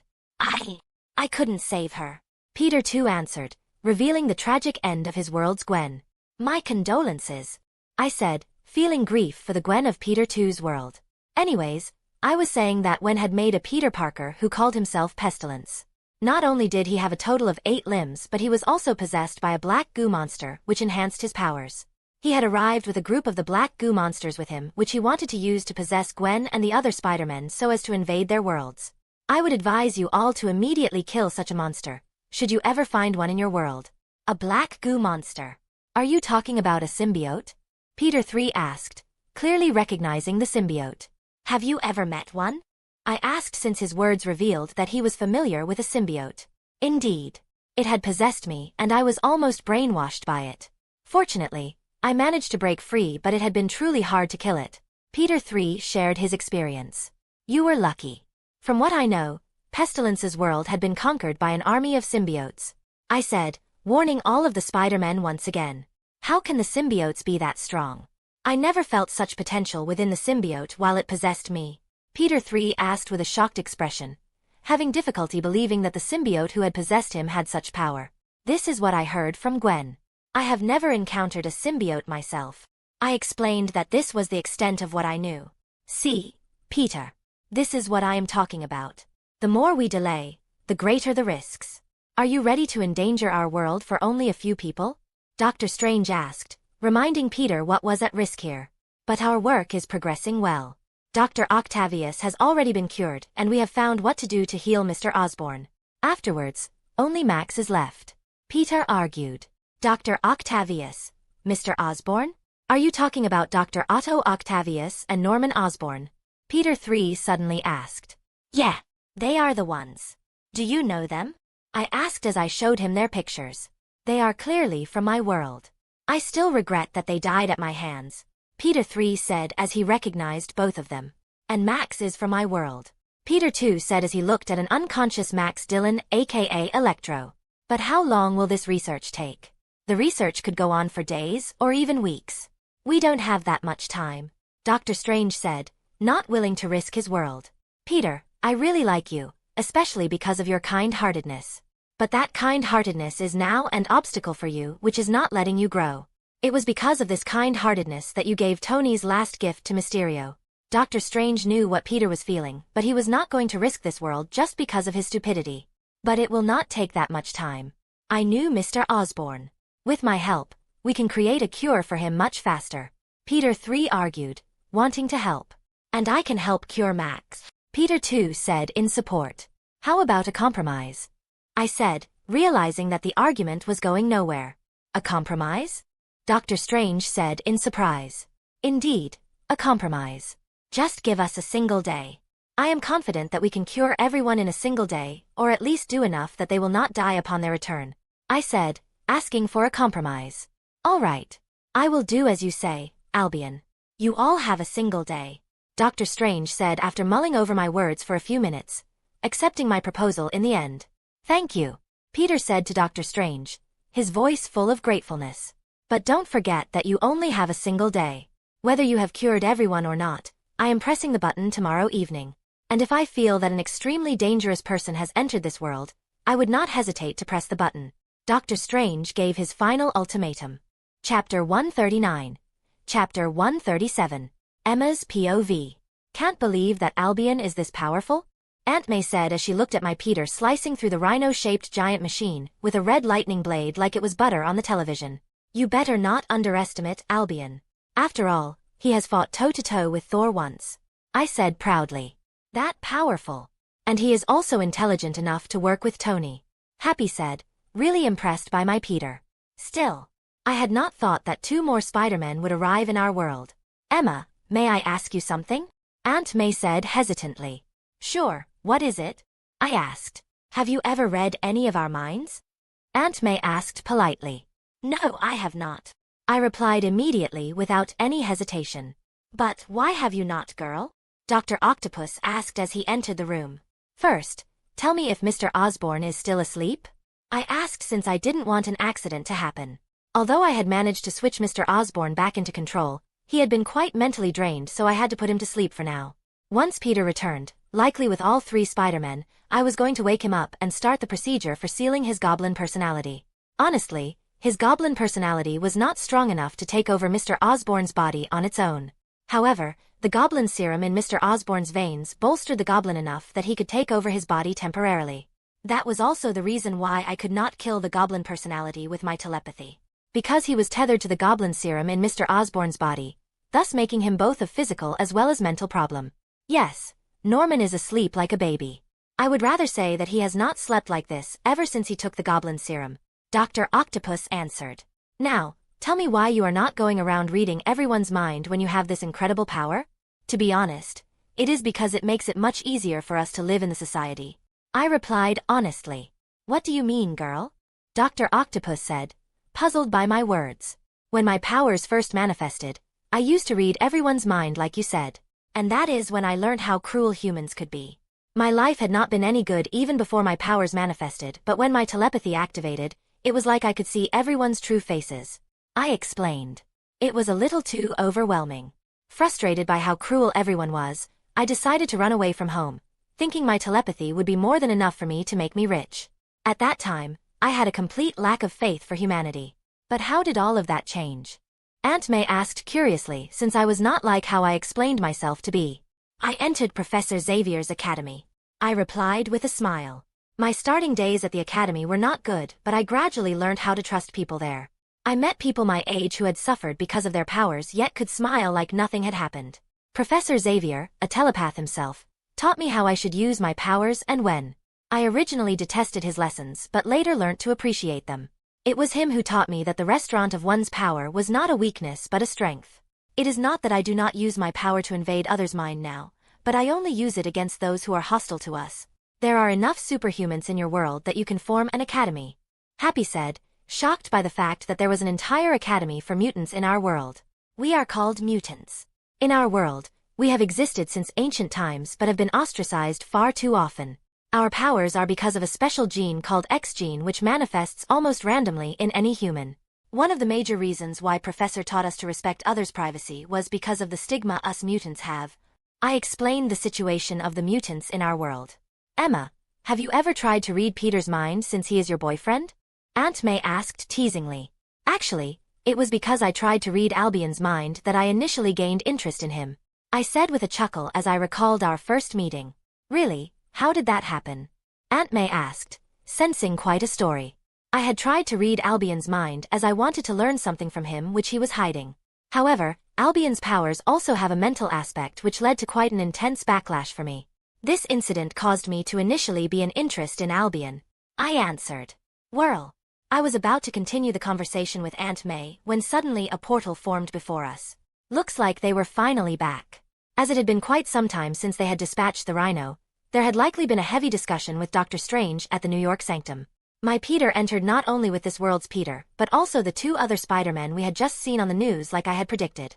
Moreover, my Peter also had Max aka Electro in his grasp, whose hands were bound with enchanted handcuffs.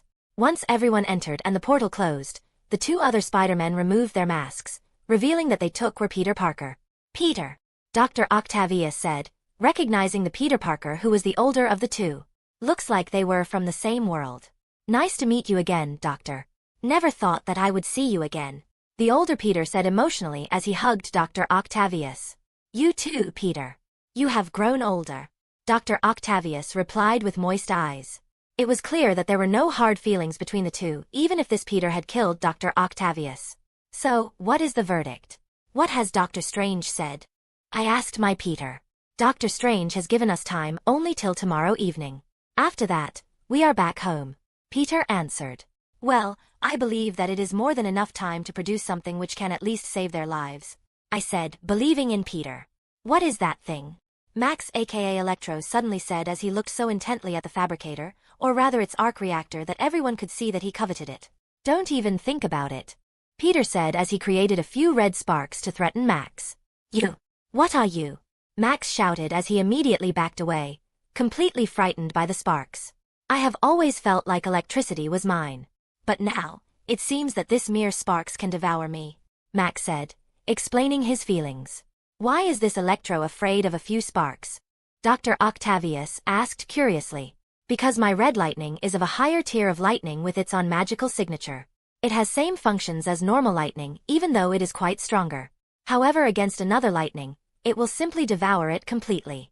Against someone like Electro whose body is too drenched in electricity, it will act as an absolute virus which can tear apart his body in a few hours using his own electricity. So, you better behave, Electro.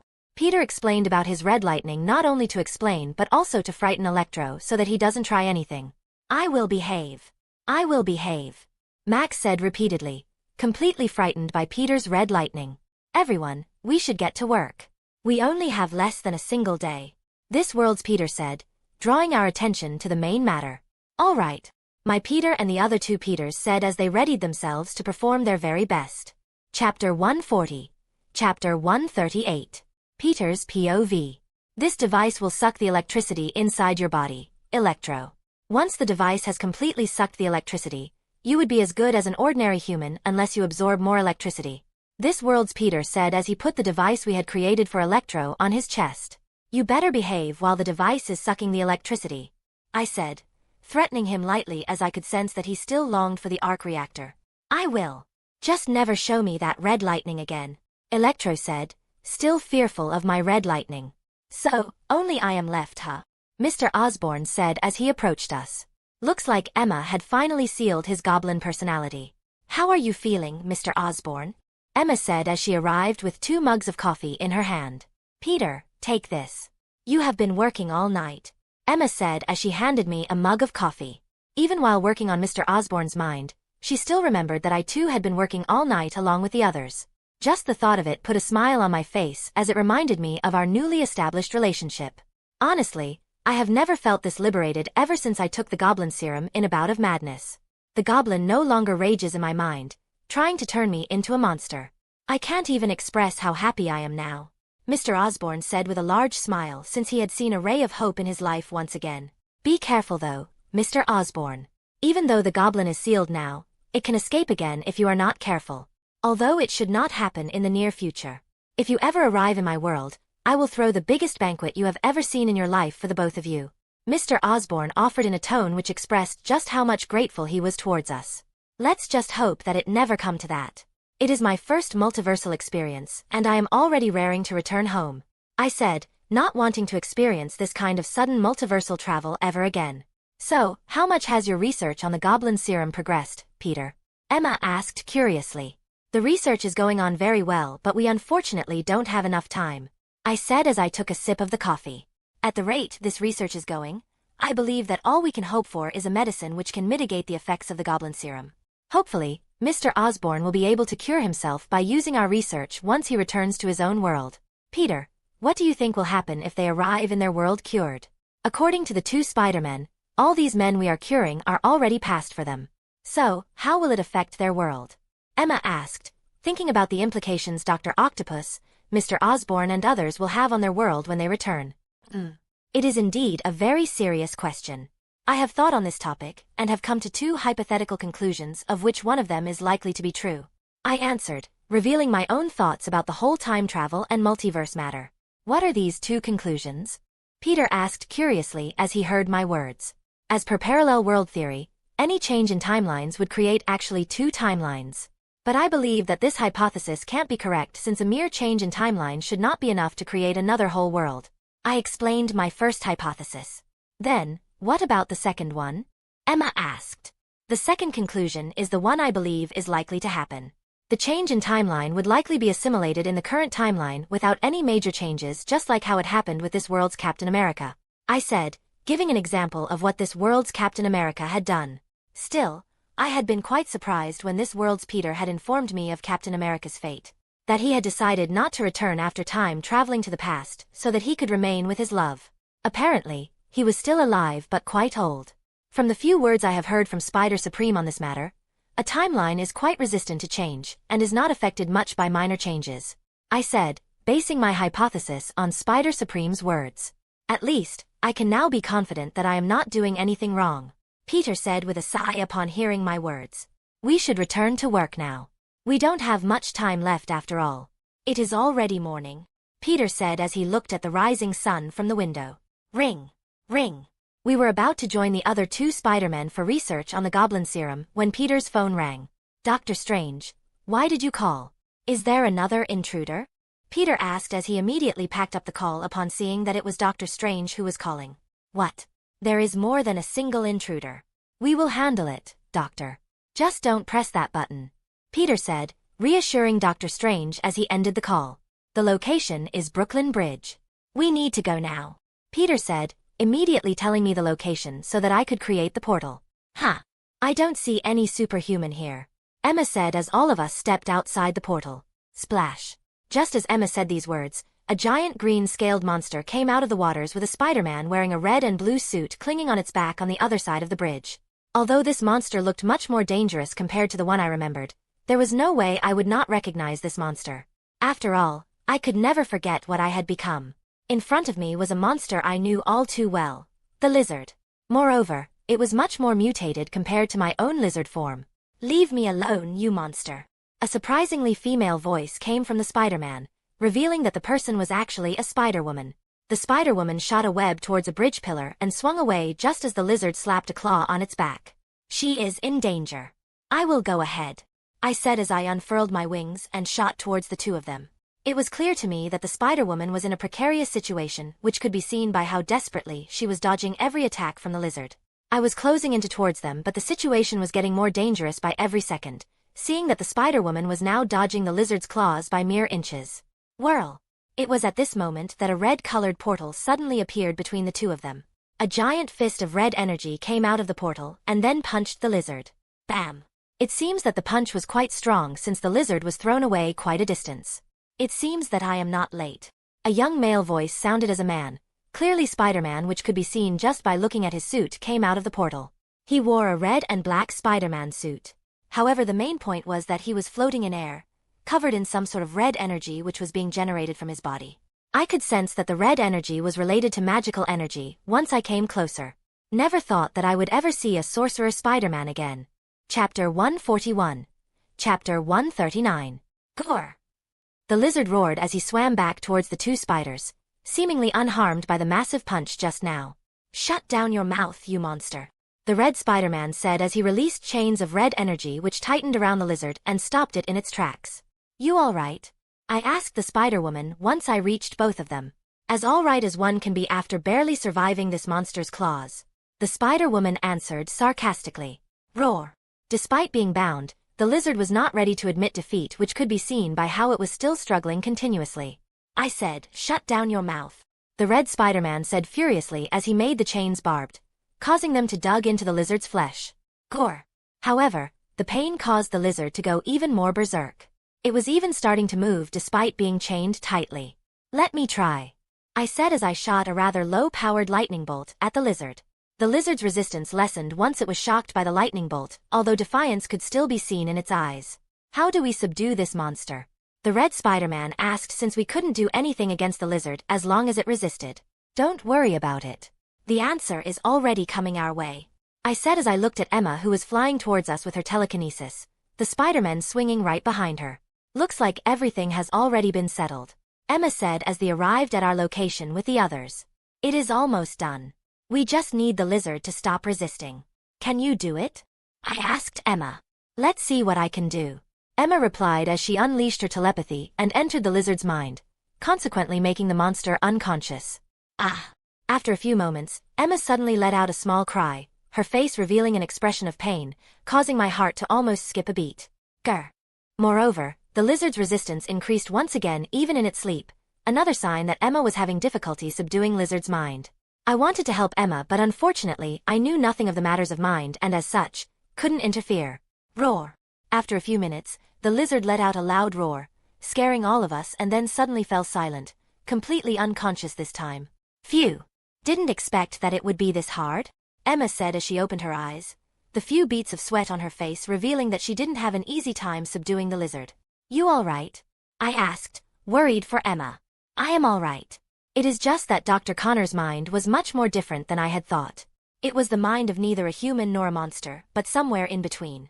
Due to the unfamiliarity, the lizard had overwhelmed me for a second, which was what increased the difficulty." Emma explained why she had cried earlier. "He is Dr. Connors," I said, surprised by the identity of this lizard. "Yes, he is. Although I have difficulty believing that someone like him about ever become such a monster, Peter," Emma replied. "Wait. You are Peter Parker. But your powers are completely different from a Spider-Man," the red Spider-Man asked. "I will explain it to you once this situation is handled, since it is a rather long story," I replied. "What should we do about the lizard?" the Spider-Woman asked. She had been silent till now, perhaps a little overwhelmed by our presence. "I believe that I can cure the lizard since I had created the lizard serum's antidote in my world. However, I don't know if the antidote would actually work since this lizard is much more mutated compared to the lizard I had cured," Peter 2 aka the younger Peter said. "I have also worked on the lizard serum. It should not be too hard for us to cure the lizard with our combined experience, even if it has further mutated," I said in support of Peter 2's words. "But what should we do with him until we create the antidote?" this world's Peter asked. "Let's dump him on our apartment building's rooftop. It would not be had for us to keep him there for a few hours," I suggested. "Well, I don't think that we can find any better place, especially since we don't have much time left," Peter said with a sigh, accepting my proposal. "Then, what are we waiting for?"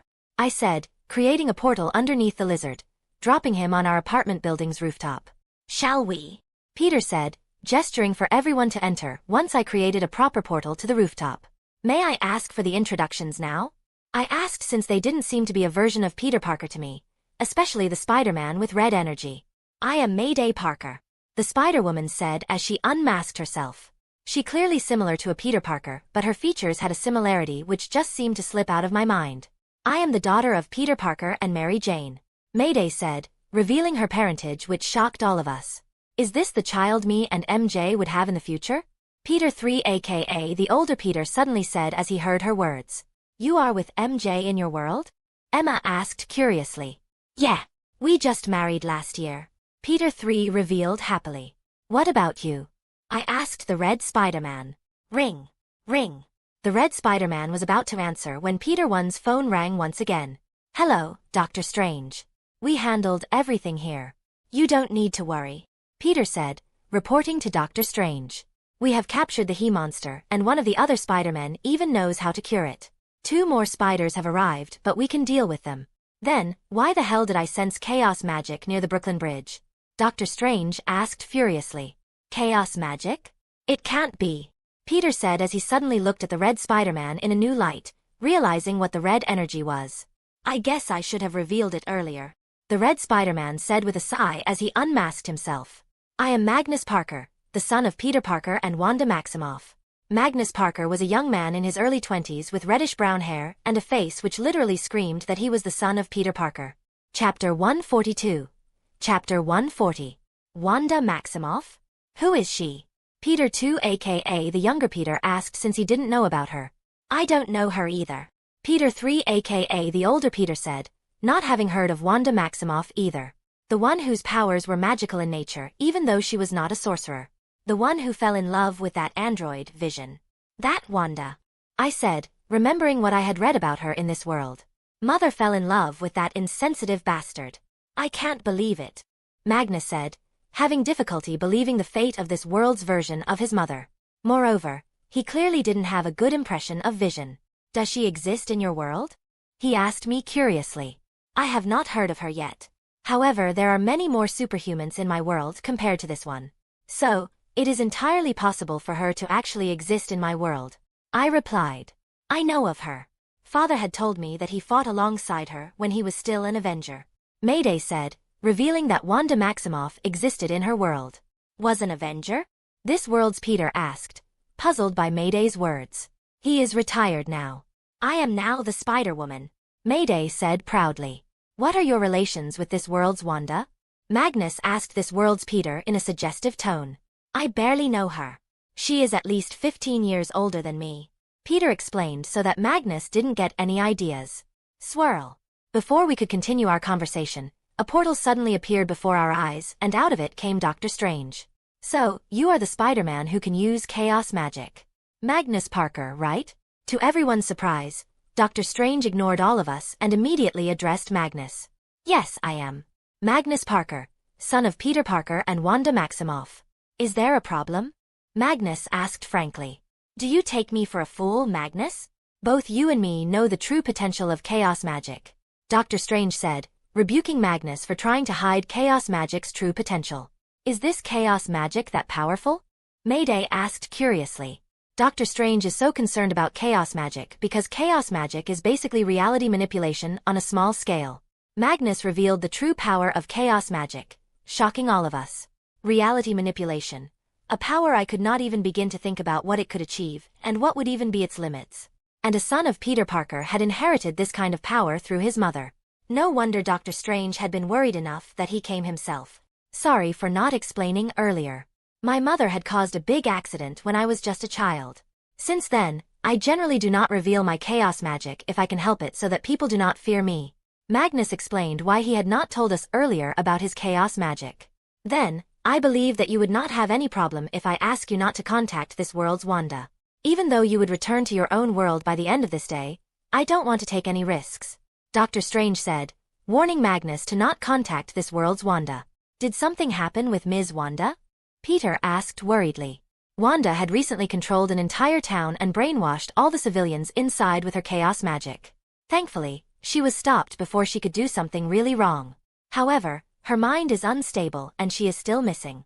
So, I don't want to take any risks.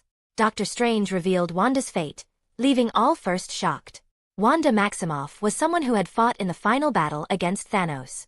For someone like her to brainwash an entire town, her mind must be truly unstable. Should have known the same thing could have also happened here? Us chaos magic users have always been rather emotionally vulnerable. Magnus said with a sigh upon hearing about the fate of an alternate version of his mother. Fine. I will do as you say, Dr. Strange, Magnus said, accepting Dr. Strange's orders. Good. I really hope that I did not have to come once again. Get everything finished before evening, Peter, Dr. Strange said as he opened a portal and left for the sanctum. So, what do we do now? Mayday asked once Dr. Strange left. Try to cure Dr. Connors.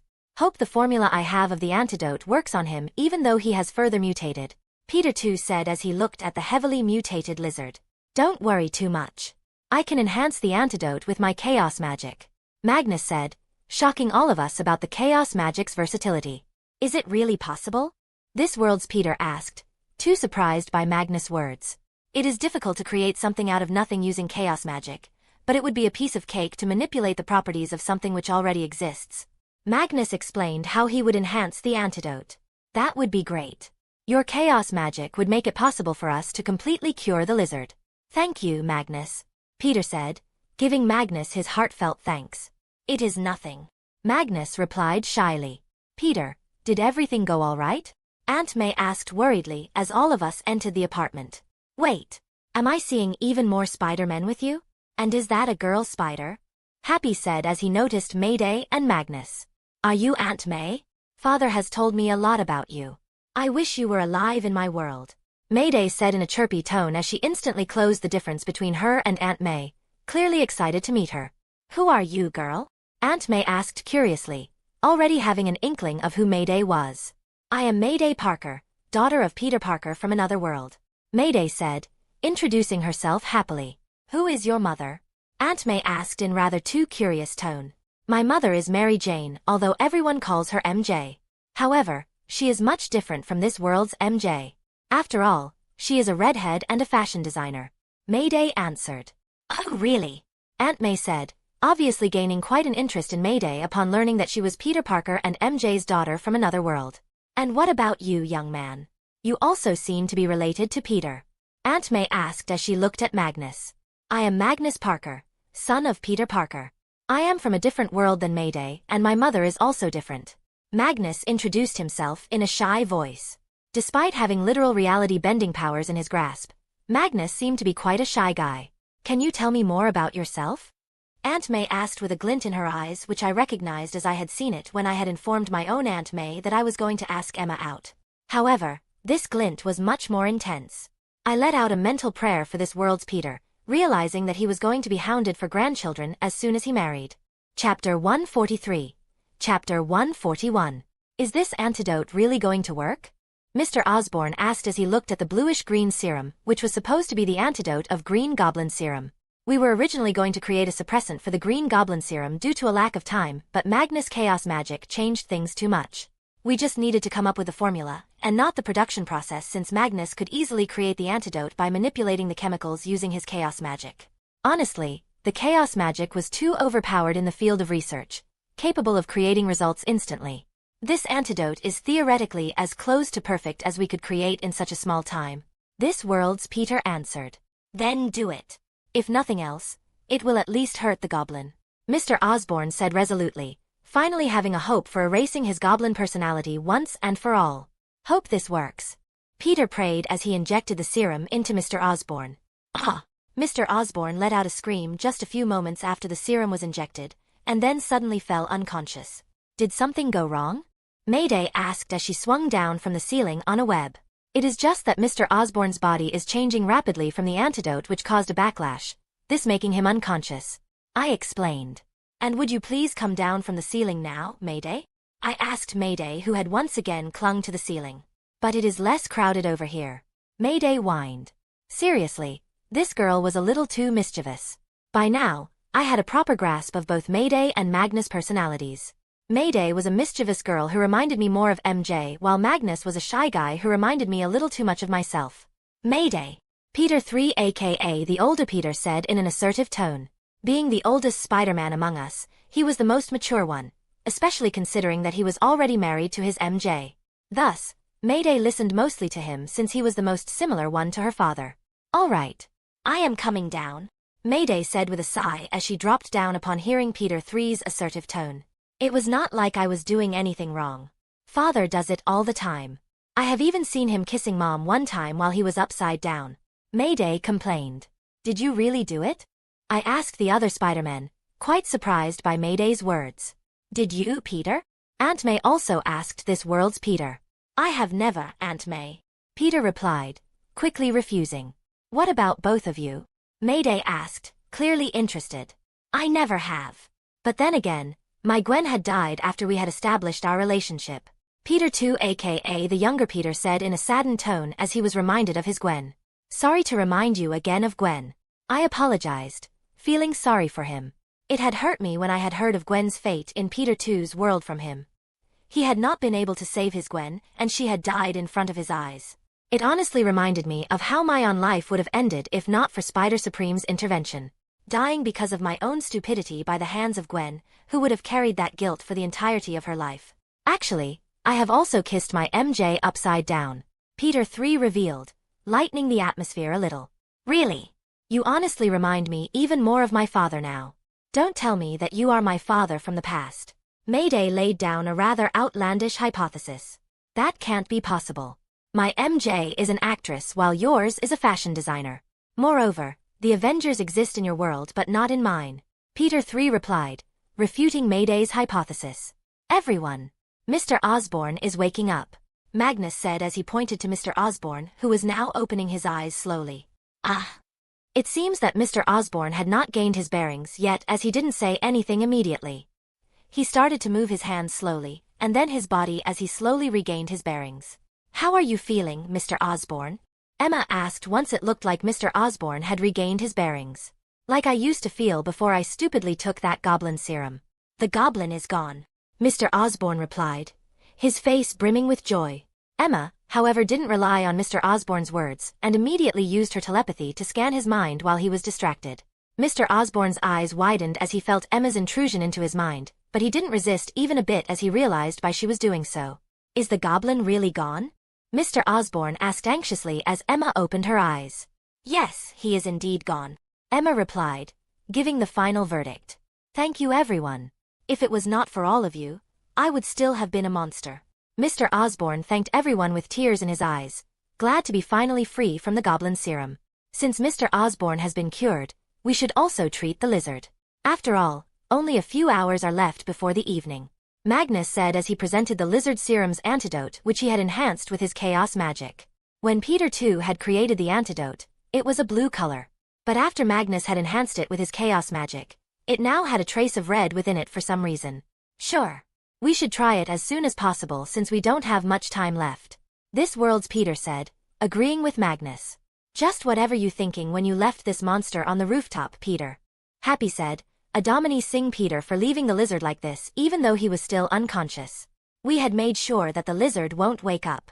Moreover, I had put a warning spell as well as a barrier just in case. I explained that there was no need to worry. Let's hope that this antidote works, Peter said as he injected the antidote into the lizard through its mouth as its scales were too hard. The lizard opened his eyes as soon as the antidote was injected. However, as it slowly stood up, its scales started falling, making it confused by this development. Before it could take any kind of action, its body started shrinking rapidly, and in just a minute, it had reverted into a human I knew all too well, Dr. Connors. I am back, Dr. Connors said as he looked at his hands, still having difficulty that he had reverted to his human form. You all right, Dr. Connors? Peter 2 said as he stepped forward since he was the only one among the 3 Spider-Men who knew Dr. Connors as well as his lizard form. Huh. You are not the Peter I know. None of you are, Dr. Connors said as he looked at all of us, especially the Peters. It is a long story, Dr. Connors. But the good thing is that you have finally been cured, Peter 2 said to drive Connors with a smile. It is indeed a good thing. But I need to meet the Peter I know. There is a lot of work I have to do, Dr. Connors said, revealing his desire to return to his world. You will return soon enough, Doctor. I promise you, Peter 2 assured Drive Connors. At last, everyone has been cured. We can finally go home, Mayday declared with a grin. Still, I wanted to tour this world a little. After all, this world is much technologically developed compared to mine. And our Statue of Liberty definitely doesn't have Captain America's shield, Mayday said, having wanted to explore this world a little. I wanted to explore this world more, even though it was only for the technology and information I could obtain here. Hey, I have a great idea. Magnus suddenly said. How about we spend our last few hours at the Statue of Liberty? It would be a great place for a farewell. That's a great idea. Now, it truly feels like you are my brother. Mayday said excitedly as she hugged Magnus, making him blush a little. Chapter 144. Chapter 142. You have amassed quite a big party of spiders, Peter. This world's MJ aka Michelle Jones said as she stepped out of the portal along with Ned Leeds and looked at the various interdimensional intruders who had arrived in this world. Mayday was currently discussing something with Magnus while the other two Spider-Men were doing a last check on the others to ensure that they were ready to return to their worlds and that they would not die upon their return. You have never glided using your webs? Did your father teach you nothing? That is where the real fun of web swinging begins. Mayday said, furious that Magnus didn't know the various intricate techniques of web swinging. I never needed to learn them because my chaos magic was always more than enough to fill the gaps. Magnus answered sheepishly. Seriously, if I had more time in this world, I would have taught you everything I knew about web swinging. Promise me that you would learn everything about web swinging from your father once you return to your world. A Spider-Man is not a real Spider-Man unless he knows how to web swing truly. Mayday said seriously, wanting Magnus to learn the true art of web swinging. All right, I promise. Magnus promised Mayday with a chuckle. Max, the electricity in your body has now been fully drained. Just don't do anything stupid when you return to our world. Peter 2 warned Electro for the last time. Don't worry. I am not an idiot. There is no way I would risk my life. Electro assured Peter 2 that he won't do anything stupid. Any difficulties on your side, Dr. Connors? Peter 2 asked Drive Connors. Fortunately, there are not. I just want to return to my world now. Dr. Connors answered. Are your mechanical arms working well, Dr. Octavius? Any problems due to the chip? Peter 3 checked on Drive Octopus' mechanical limbs for the last time. No, there are not. They are completely in my control now. Dr. Octopus confirmed that there were no complications. You don't need to worry about us, Peter. Now that we have been cured, there is no way we are going to die anytime soon. After all, I still have a lot to teach Harry. Mr. Osborne assured Peter 3 that nothing will go wrong. You must be this world's MJ. Mayday said to MJ as she noticed her along with Ned. You are? MJ asked, surprised by Mayday's appearance. I am Mayday Parker, Peter Parker's daughter from an alternate world. Mayday introduced herself. Really? MJ's eyes widened in surprise upon learning who Mayday was. Yes. Actually, my mother is also MJ, but she is Mary Jane, not Michelle Jones. Mayday revealed who her mother was. The one Albion was talking about? The redhead? MJ asked. Yes, the same one but from a different dimension. Mayday replied in affirmative. And then there is Magnus. Mayday said, pointing towards Magnus who waved shyly. Who is he? He looks quite similar to Peter. Is he your brother? MJ asked curiously. Technically, it's true since he is the son of Peter Parker from a different world and not mine. Moreover, he is actually the son of Wanda Maximoff. Mayday explained who Magnus actually was. I think I am a little too shocked upon seeing Peter's children from another world. MJ said as she clutched her head, overwhelmed by the identities of Mayday and Magnus. Looks like everyone is mingling quite well. Emma commented after looking at everyone. Indeed, they are. But they are also anxious to return. Just like us. I replied. That's true. However, even though this multiversal trip was unexpected, it was truly a big windfall. We gained a lot here. Emma said, talking about everything we had obtained here. Yeah. We can literally change the world with everything we have obtained here. As I said these words, my eyes involuntarily moved to my spatial bracelet which contained the hard drive Happy had given me. I had also put inside all the information regarding the major events which had happened in this world. Everyone, shall we have a picture? Ned proposed as he took out a camera. He had clearly prepared thoroughly since the camera even had a printer attached to it so that he could print the pictures on the spot. That's a great idea, Ned. This world's Peter said, excited to have a picture with everyone. Everyone. Can you please gather? We are taking a group picture to commemorate our meeting. Come on, Magnus. Mayday said excitedly as she literally dragged Magnus for the picture. Click. And it's done. Ned said as he clicked the picture and started printing it. I can't wait to show this picture to Mom and Dad. Mayday said excitedly as she held the picture in her hand. I would surely treasure this picture for the rest of my life. I said as I looked at the picture and then put it in my spatial bracelet. Swirl. Looks like everything has been settled, Dr. Strange said as he arrived through a portal, the man who piloted the Rhino floating beside him in an unconscious state. Behind him walked a man whom I didn't recognize at first glance. He was a muscular blonde-haired man wearing a green and black striped t-shirt. Flint. You managed to stabilize your body, Peter 3 said, recognizing that he was actually Flint Marko, the Sandman. Dr. Strange gave me an artifact which helped me stabilize my body, Flint explained as he showed us the artifact bracelet on his wrist. Well, since all of you were doing so much for them, I decided to help a little too. Dr. Strange explained why he helped Sandman in a rather embarrassed tone.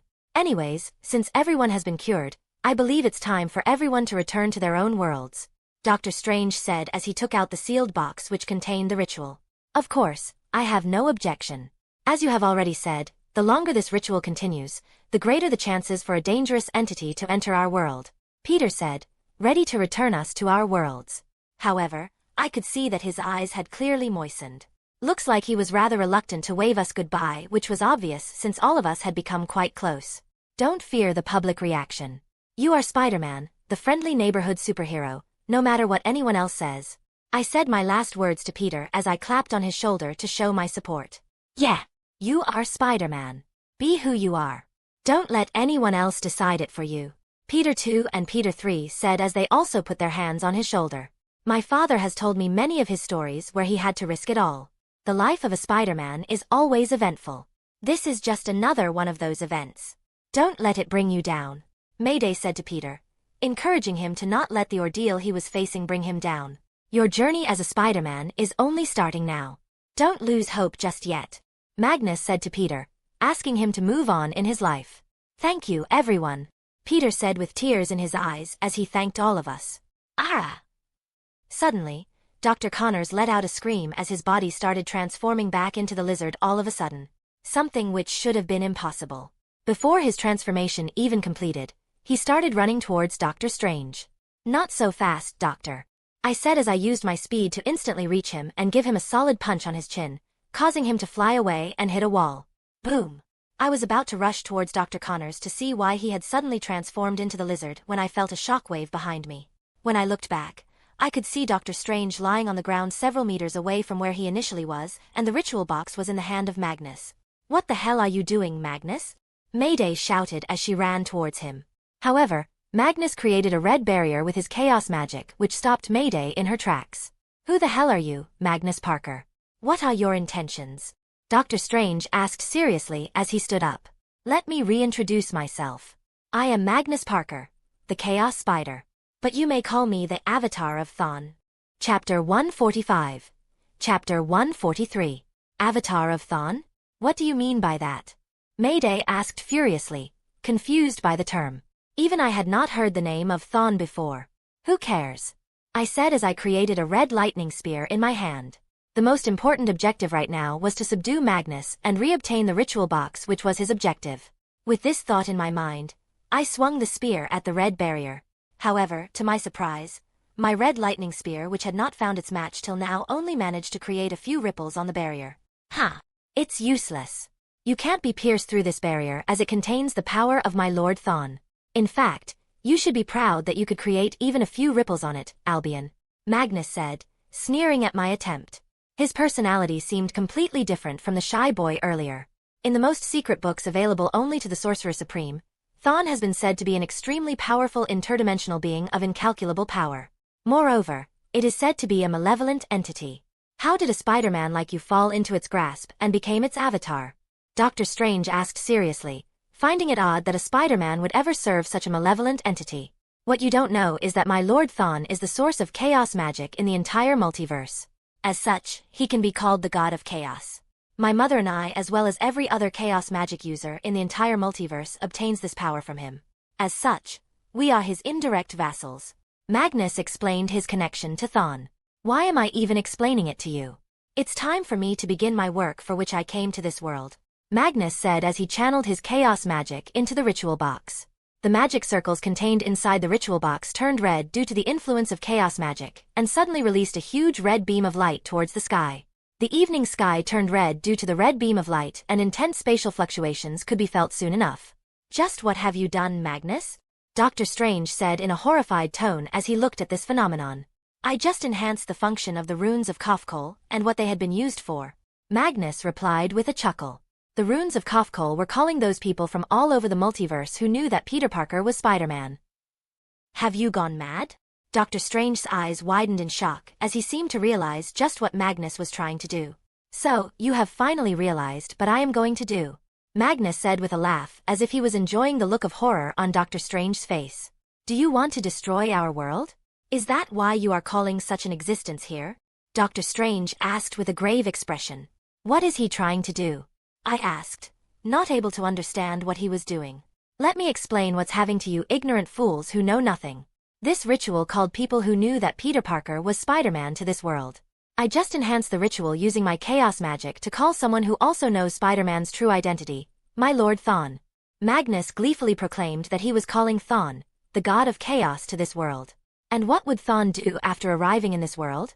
I asked Magnus, confused what could such a great entity obtain from this world. It is a really simple question with just as simple answer. He would rule over this world as is his right and duty to rule over these ignorant ants. Magnus answered, honestly believing that Thawn was the only one who had the right to rule this world. Was everything you told us a lie? A false story only for luring us into your trap? Mayday asked with tears in her eyes. It was not a lie, Mayday. Only a half-truth.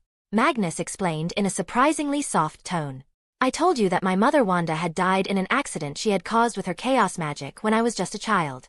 But what I didn't tell you was that the incident turned the entire world against me. The so-called superheroes didn't want repeat of the incident and they were ready to kill me for it, the last chaos magic user in that world even though I was just a child. But my father would never have let it happen. He betrayed everything, even his own ideals, and escaped with me. We continued to run for several years, going from one place to another, never staying at a place for more than a month.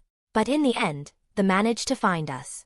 However, even then, my father fought for me to the very end and thus lost his life protecting me. The rage I felt back then made me realize my true potential. As an offspring of a Spider-Man and a chaos magic user, I had such potential that I forged a connection to Lord Thawn in an instant and obtained enough power from him that I could slaughter all of my father's murderers. Then, I offered my world to Lord Thawn after I had slaughtered every single superhuman on my world. Ever since then, I am the avatar of Thawn, his sword and the very extension of his will. Magnus revealed his entire life story to us, perhaps because he felt that it didn't matter if we learnt about his story since this world would soon be under Thawn. You don't need to fear though. Lord Thawn would treat all of you quite well. He has always respected the spiders.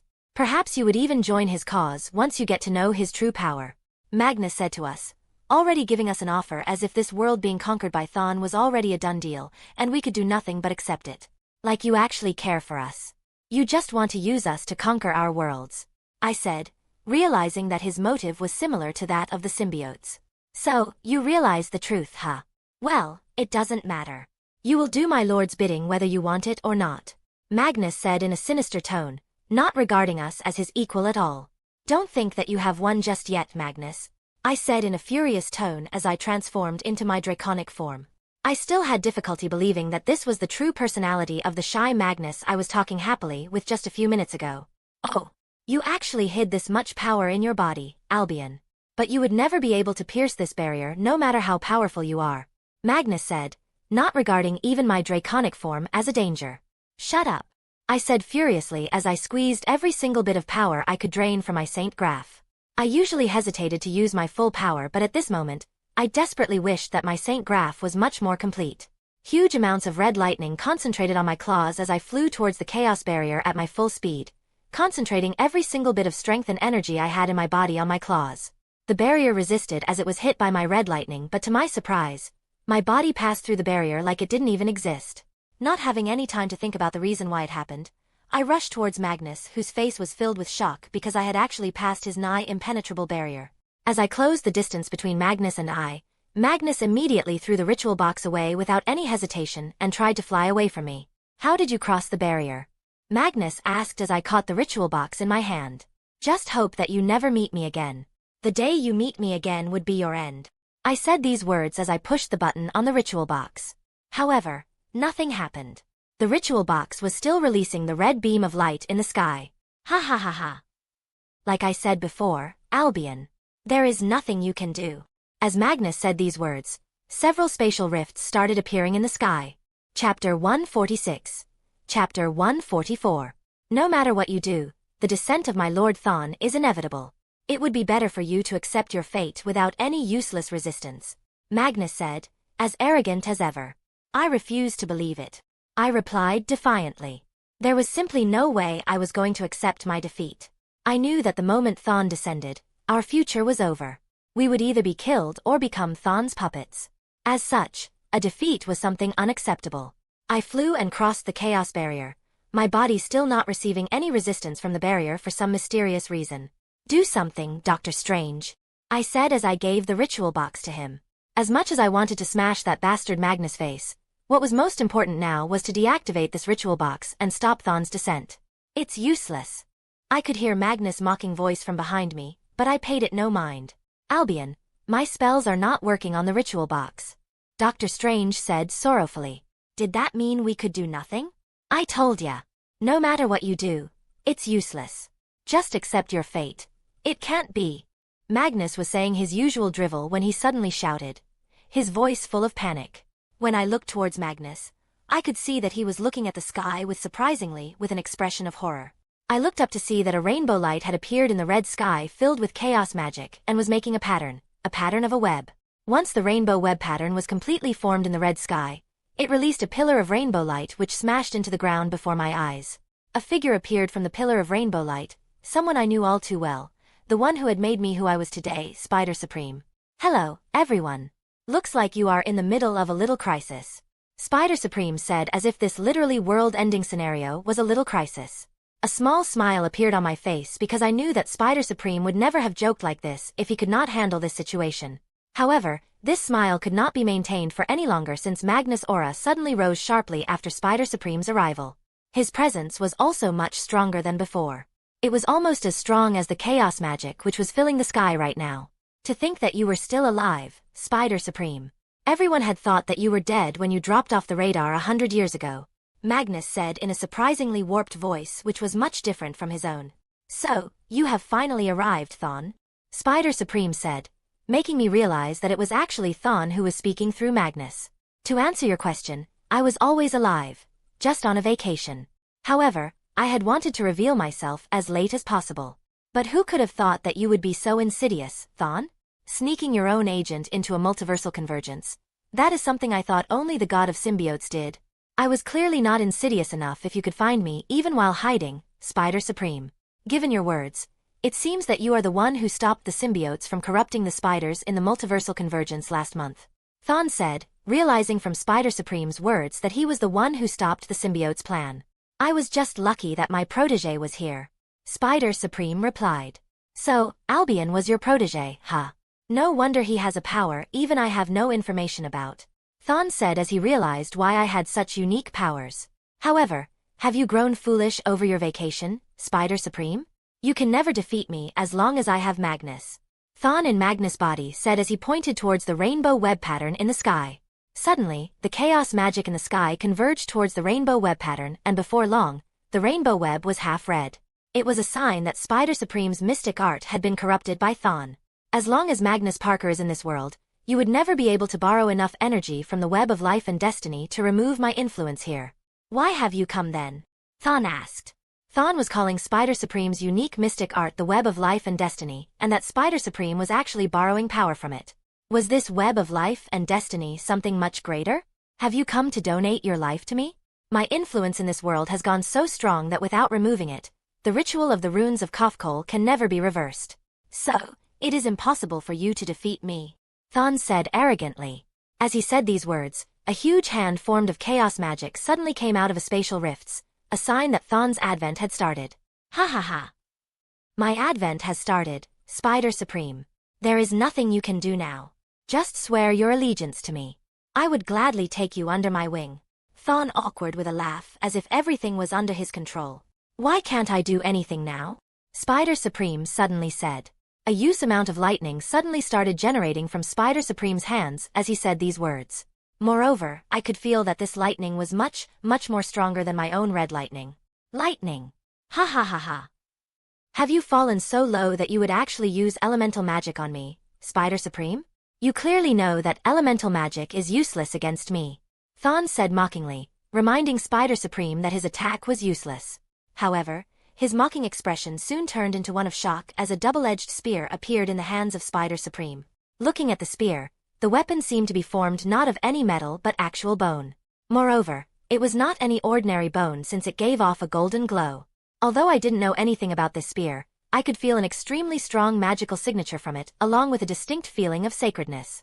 The lance of divinity made of sacred bones. Spider Supreme invoked. Come forth and annihilate all evil, Sakras Vajras. Spider Supreme threw the spear directly at the giant red hand in the sky after finishing the chant, which revealed that the spear was actually a noble phantasm, perhaps of Indian origin since its name definitely sounded Indian. Boom! As the spear flew into the sky and hit the giant red hand, the entire sky was filled with lightning, making it difficult to see what actually happened in the collision. However, as the lightning subsided, my eyes widened in surprise as I looked at the result. The giant red hand, the spatial rifts, everything had disappeared as if it had never existed. The only things remaining were the half-rainbow, half-red web pattern along with the beam of light still being released from the ritual box. Even the chaos magic enveloping the sky had disappeared, revealing the original sunset sky. How did you do it? What was that spear? It should have been impossible for you to have anything which could deal with my power, Thawn asked furiously. You don't need to know, Spider Supreme replied nonchalantly as he took the ritual box from the hands of Dr. Strange. This is not over, Spider Supreme, Thawn warned Spider Supreme as he suddenly disappeared into a spatial rift.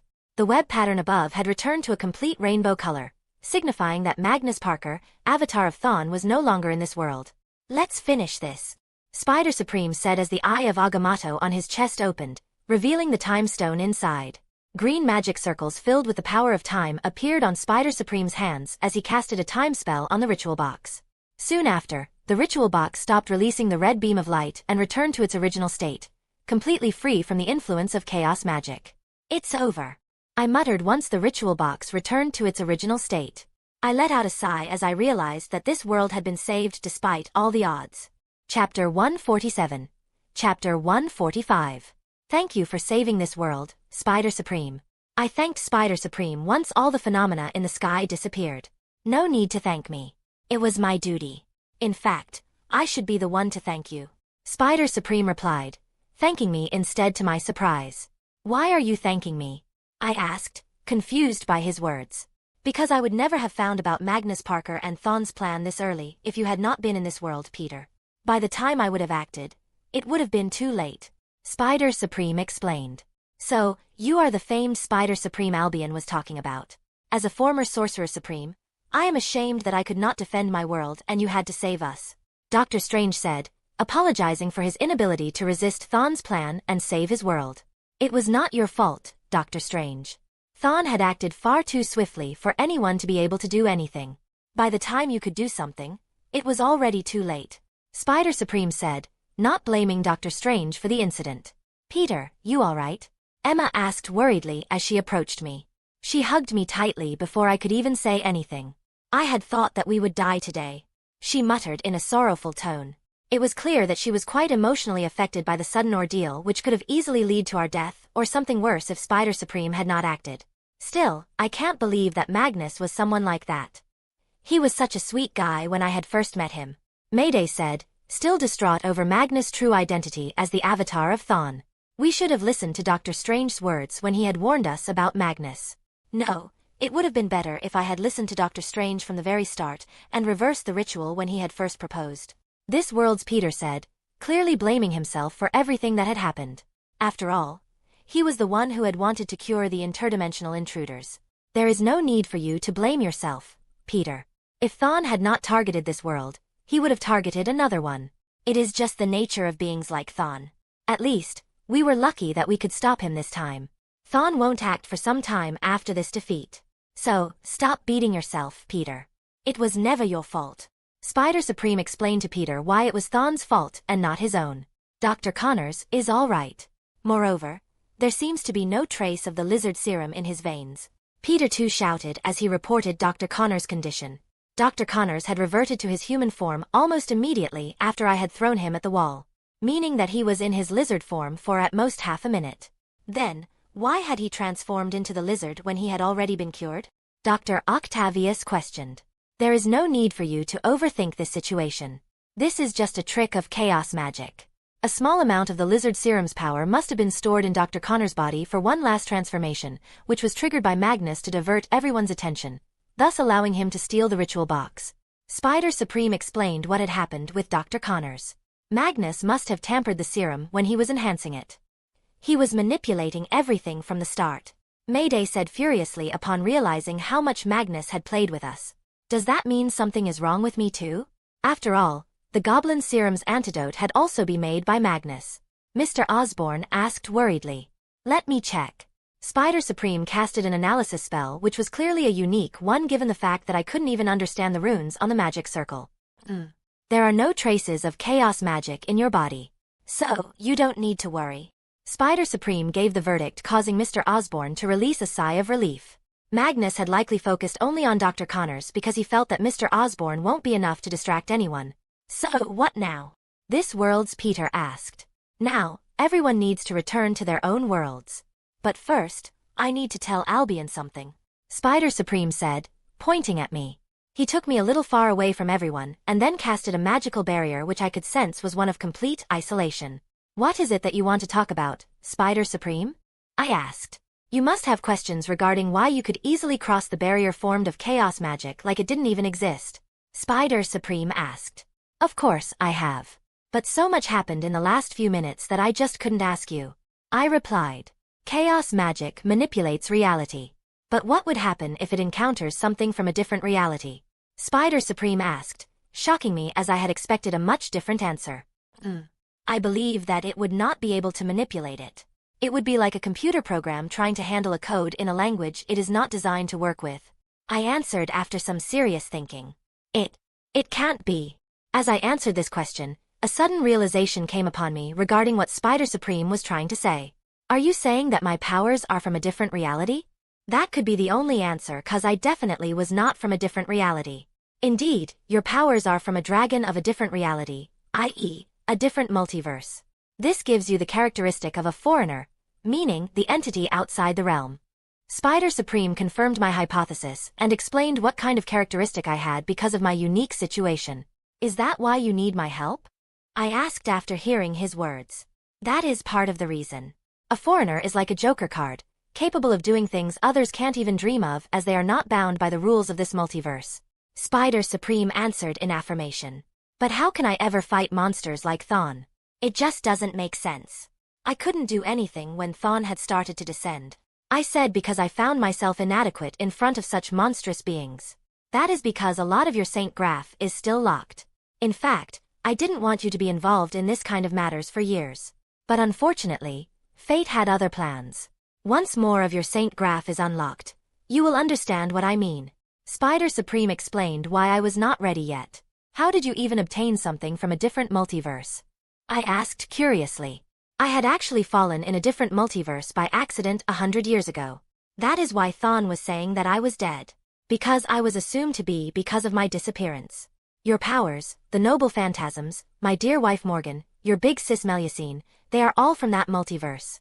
I had actually saved them and they eventually followed me to this multiverse. To think that so many things and people who had influenced me till now were actually from a different multiverse. Does that mean the attack you used just now was also from that world? I asked. Indeed, that is my noble phantasm. The Indian god Indra's weapon, Vajra. The situation which led to me obtaining this weapon is something I don't want to talk about, but I can't deny its power. Spider Supreme answered, clearly reluctant to talk about his noble phantasm. Anyways, we should return now. The sooner you return to your worlds, the better. Spider Supreme said as he removed the barrier. Albion, look. This world's Peter pointed me towards the sky as we returned. Helicopters were flying in the sky, slowly approaching our position. They obviously knew that this place was the epicenter of the recent phenomenon. We must hurry. They must not find the other spiders, Dr. Strange said as he looked at the approaching helicopters. They would start blaming Peter the moment they see him here. MJ said, still angry at the public and the media for the whole Mysterio debacle. Don't worry. I will say that an interdimensional monster had invaded and Peter had helped me defeat it. Dr. Strange assured that he would handle the situation. Everyone. Spider Supreme addressed all of us. I know that all of you are quite affected by the recent incident, but I must ask you all to not dwell too much on it. This is not your battle yet. I will handle everything here. Now, all of you must return to your worlds. It is too dangerous for you to remain here, Spider Supreme said as he took out the ritual box. Goodbye, everyone. Spider Supreme said these last words before he pushed the button which should have been pushed long ago. Chapter 148. Chapter 146. Even though I was better prepared this time, the disorienting feeling I felt during the interdimensional transportation was still the worst. I never want to have this feeling again, I said once the interdimensional transportation ended and we were thrown to the ground by a portal. Me too, Emma said in support as I gave her a hand to help her rise up. Once I completely got my bearings, I looked around and found that we were surprisingly in front of the restaurant where we were dining yesterday. Fortunately, we had not appeared exactly where we had disappeared from. It would have caused a huge mess and more than likely caused a confrontation with the staff. Peter, look. I can access my accounts. We are definitely in our world, Emma said happily as she found the confirmation that we were indeed in our world. Though I had never thought that I would ever be happy simply because I was in my own world. I believe we should call Professor first. Everyone must be worried about us since we didn't return yesterday, I suggested to Emma. Even though it had only been a single day, it was obvious for them to be worried for us. They must be thinking that we had secretly went away for a tryst. Emma joked. Hello, Professor, I said to Professor Xavier as I called him. You are finally here, Peter. I had been deeply worried when you and Emma had not returned yesterday. I even contacted Ancient One and to my shock, she told me that both of you went through the same thing as Gwen, meaning you were in another world. Even though we knew that Spider Supreme had his eyes on you and you would not be in danger because of your immense powers anyways, we could not help but worry. Fortunately, your stay in another world was not as long as Gwen's. Looks like Professor Xavier had been worried enough that he had even called Ancient One. It was clear from his voice just how much glad he was to find that we were all right. I have learnt a lot in that another world, Professor. I now know who was the alien telekinetic who attacked New York and even who was his master. There is so much more I have found that I can't even begin to tell, I said, giving Professor a small sample of our earnings in that world. As I said these words to Professor Xavier, my eyes involuntarily fell on my special ring which had the disc containing all the information and technology from that world. What? Are you telling the truth, Peter? If you have really found such information, we can literally change the world, prepare ourselves from future threats, Professor Xavier exclaimed, surprised by my words. I will tell you everything once I come over. Huh. Before I could finish my words, Ancient One's message came to me through a communication spell. Come to Kamar-Taj immediately. It seems that we will be a little late. Ancient One is calling for us. I relayed Ancient One's message to Professor Xavier. It is obvious for her to call you since you went through a multiversal adventure. See you later then, Peter. Try to come sooner if possible, Professor Xavier said as he ended the call, anxious to hear everything we had learnt but still respecting Ancient One. Let's see what Ancient One has to say. Shall we? Emma said as she raised her hand towards me. With pleasure, I said with smile as I took her hand and created a portal to Kamar-Taj. As I and Emma walked through Kamar-Taj, a few apprentices and sorcerers greeted us. However, we could not stop to exchange pleasantries with them since Ancient One had called for us. It was then my legs suddenly stopped walking as my eyes suddenly fell on a certain individual. What happened, Peter? Emma asked. I simply pointed my finger towards that individual, a younger Doctor Strange. He was wearing apprentice robes and sparring with Master Mordo, proving that he was actually talented. Doctor Strange really exists in our world. Another proof that this world is similar to the one we had been to, Emma commented upon seeing Doctor Strange. We should continue. We need to tell Ancient One what we found, I said to Emma and gestured for her to continue with me. We found Ancient One in the same courtyard where she often sat and discussed the matters of Kamar-Taj with other masters. She seemed to be looking at the night sky and turned towards us as she sensed our presence. Welcome back, Peter. You too, Emma. I had never thought that both of you would be kidnapped for a multiversal convergence. I hope that everything went well since you were only gone for a single day. Would you like some tea? Ancient One offered, perhaps to soothe our nerves and calm ourselves since we had been through such an overwhelming experience. Sorry, we can't partake in tea with you at this moment, Ancient One. We have been through a lot and want to return to X Mansion as soon as possible, I said, rejecting her offer politely. If you say so. How was your first multiversal experience, by the way? Ancient One asked curiously. I would say that it was much more enlightening than I could ever have expected it to be. The world we went to was much similar to our own, even though it had some glaring differences. As such, I learnt a lot there since that world was 10 years ahead of us. I answered truthfully. Really? Ancient One asked as she suddenly stood up, shock visible on her face. Are you sure that the world you went to was similar to our own? I am sure, Ancient One. There are many events which happened in both worlds in similar ways. The information we obtained on those events will be very helpful in drawing conclusions in our world. In fact, I even managed to learn the identity of the mastermind behind the alien invasion from that world's information. And there are even some future events which seem likely to happen if we compare the information. Did you manage to meet my other self in that world? Ancient One asked as she retook her seat. Actually, you were long dead in that world. However, we met your successor. Surprisingly, he was the new apprentice we saw just a minute ago, Dr. Strange. I replied. So, you now know a snippet of the supposed future, huh? Ancient One said with a sigh, accepting that this particular event was supposed to happen in our future. Is that what was supposed to happen? Your death at the hands of Caecilius. Is that what you saw using the time stone? I asked. So, you know even this much? Yes, this was what was supposed to happen if you didn't join Kamar-Taj. Ancient One admitted that her death at the hands of Caecilius was supposed to be her fate. But that is something which will clearly not happen now. With you having knowledge of this fact, Caecilius will die at your hands long before he can even reach me. That's true. There is no way I am letting you die, I said, affirming her words. What more did you learn? Ancient One asked. Much more. It would take me hours to explain what we learnt. We can literally change the future with what we have in our hands now. I replied. It was someone other than you. I would have asked him to not reveal this information to the outside world. But your mere presence has changed this world's fate already. It won't matter if it is a little more distorted. Do what you want with the information you have obtained. Just ensure that it doesn't fall into wrong hands. Ancient One said, giving me free rein on what I would do with the spoils from the other dimension. Actually, there is something you need to know. Thawn is on move. I told Ancient One the dire news. And you are telling me this information now? Ancient One said, furious that I hadn't told her this fact before. I was just trying not to overwhelm you with too much information. I defended myself. Tell me everything that happened. Ancient One demanded. Honestly, we would have died in Thawn's trap in that world if Spider Supreme had not interfered and saved all of us. Thawn had sent his subordinate through the multiversal convergence who tricked us and attempted to summon Thawn. And he would have actually succeeded if Spider Supreme had not interfered at the last minute. I said, explaining what Thawn had done in that world. This is a very serious matter. I would need to scan the whole Earth to see if there are any traces of chaos magic here. Ancient One said upon hearing what had happened. Both of you can go now. You must be tired after everything you went through. Go and get some rest. Chapter 149. Chapter 147. Buzz. Buzz. Both of you are finally here. Ms. Aurora welcomed us as she opened the door of the X-Mansion. Before we could say anything, she wrapped both of us in a tight hug. I am glad that both of you are all right. It was almost impossible for me to believe that both of you had been sucked into a portal and teleported to a whole different world when you had just went on your first date. I thought that I was going to lose my mind. I could clearly feel Ms. Aurora's emotions through her voice.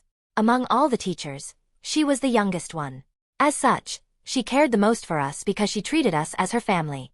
Are both of you all right? You didn't get injured, did you? Do you have any problems from the interdimensional travel?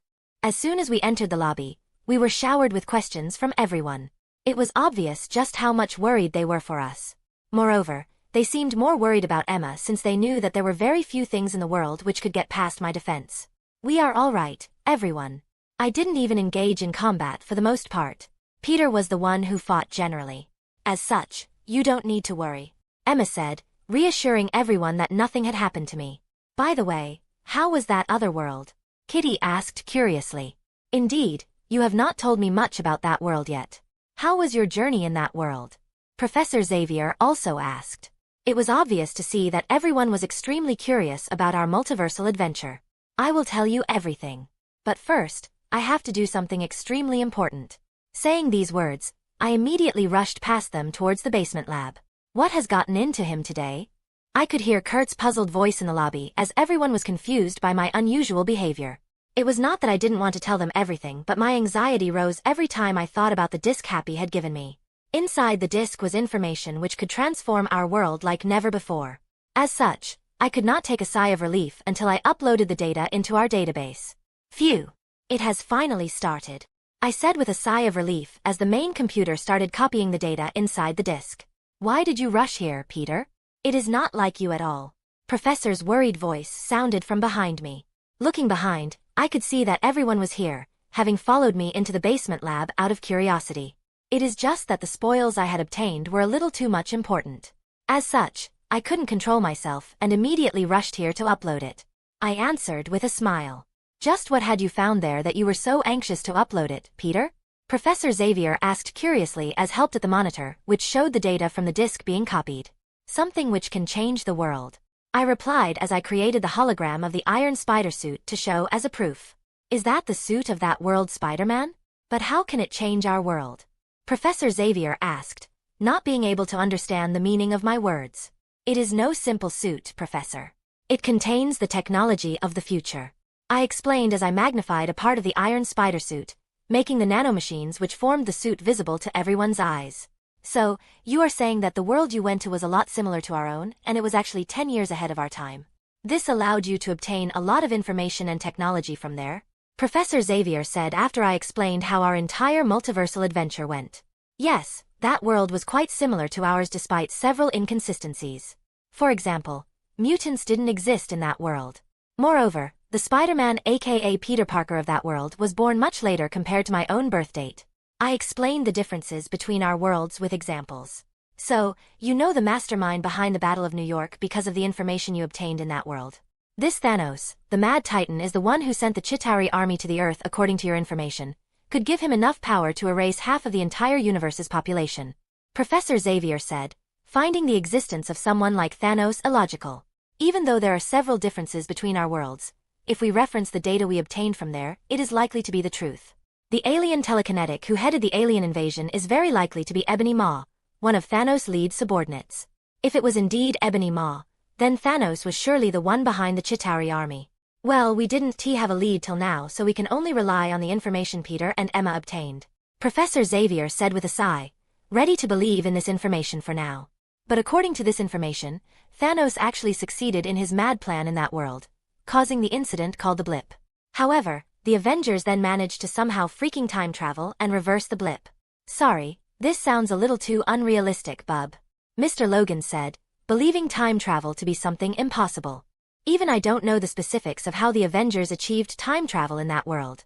I tried to obtain as much information as possible, but unfortunately, I didn't have much time. I replied in a sad tone, wishing I could have obtained something more. It is good that both of you managed to obtain at least this much in a single day. I don't know how I would have managed myself if I fell in that world which was so similar to my own yet so different. Jean said to us, believing that we did as much as we could. Trust me, we didn't know what to do in the first hour. It was only after we met Dr. Strange, the former Sorcerer Supreme of that world, that it was possible for us to obtain the information which was not available to general public. Emma replied. Indeed. If Emma had not been with me, it would have been much more difficult for me to handle myself in that foreign world. I also have to thank Mr. Happy Hogan, Mr. Stark's PA, who trusted in us and freely gave us the Stark Industries technology. I said, thanking Mr. Hogan since we would never have this technology with his help. Even though this incident was unexpected, both of you obtained quite a windfall. This technology can literally change the future course and perhaps even shape it. Professor Xavier said, congratulating us for our achievement as he looked at the main computer which now contained the technology from a parallel world. Professor, I have an idea. Emma suddenly said. What is it, Emma? Professor asked curiously. I believe that you are going to give this technology to S.H.I.E.L.D. Emma said. I have to give it to them. They are the only ones I can trust with this technology. Even if there are currently Hydra spies inside the S.H.I.E.L.D., I believe that Director Fury can handle it safely, especially since he would now have information from future on his side. Professor Xavier replied. Then, I suggest that we trade this technology with them instead of giving it to them for free. Emma suggested. Looks like Emma's ambitious side was coming out even though it was for the entire X-Men instead of just for herself. But S.H.I.E.L.D. would definitely give us a huge amount of money for this technology, Emma. Professor Xavier replied with a frown. This technology is something which can literally shape our future, Professor. I am not asking you to demand a near impossible amount from S.H.I.E.L.D. Just enough that the X-Men can stand on their own legs instead of living on the alms from the government. Emma clarified her intentions. Fine. We will do as you suggested, Emma. Professor Xavier accepted Emma's suggestion, realizing that it was not an outlandish one and would only benefit the X-Men. Also, I would open accounts in both your and Peter's name and transfer 10% of the total money we would obtain in your accounts since it was because of you that we obtained this technology. Professor suddenly declared. Really, Professor?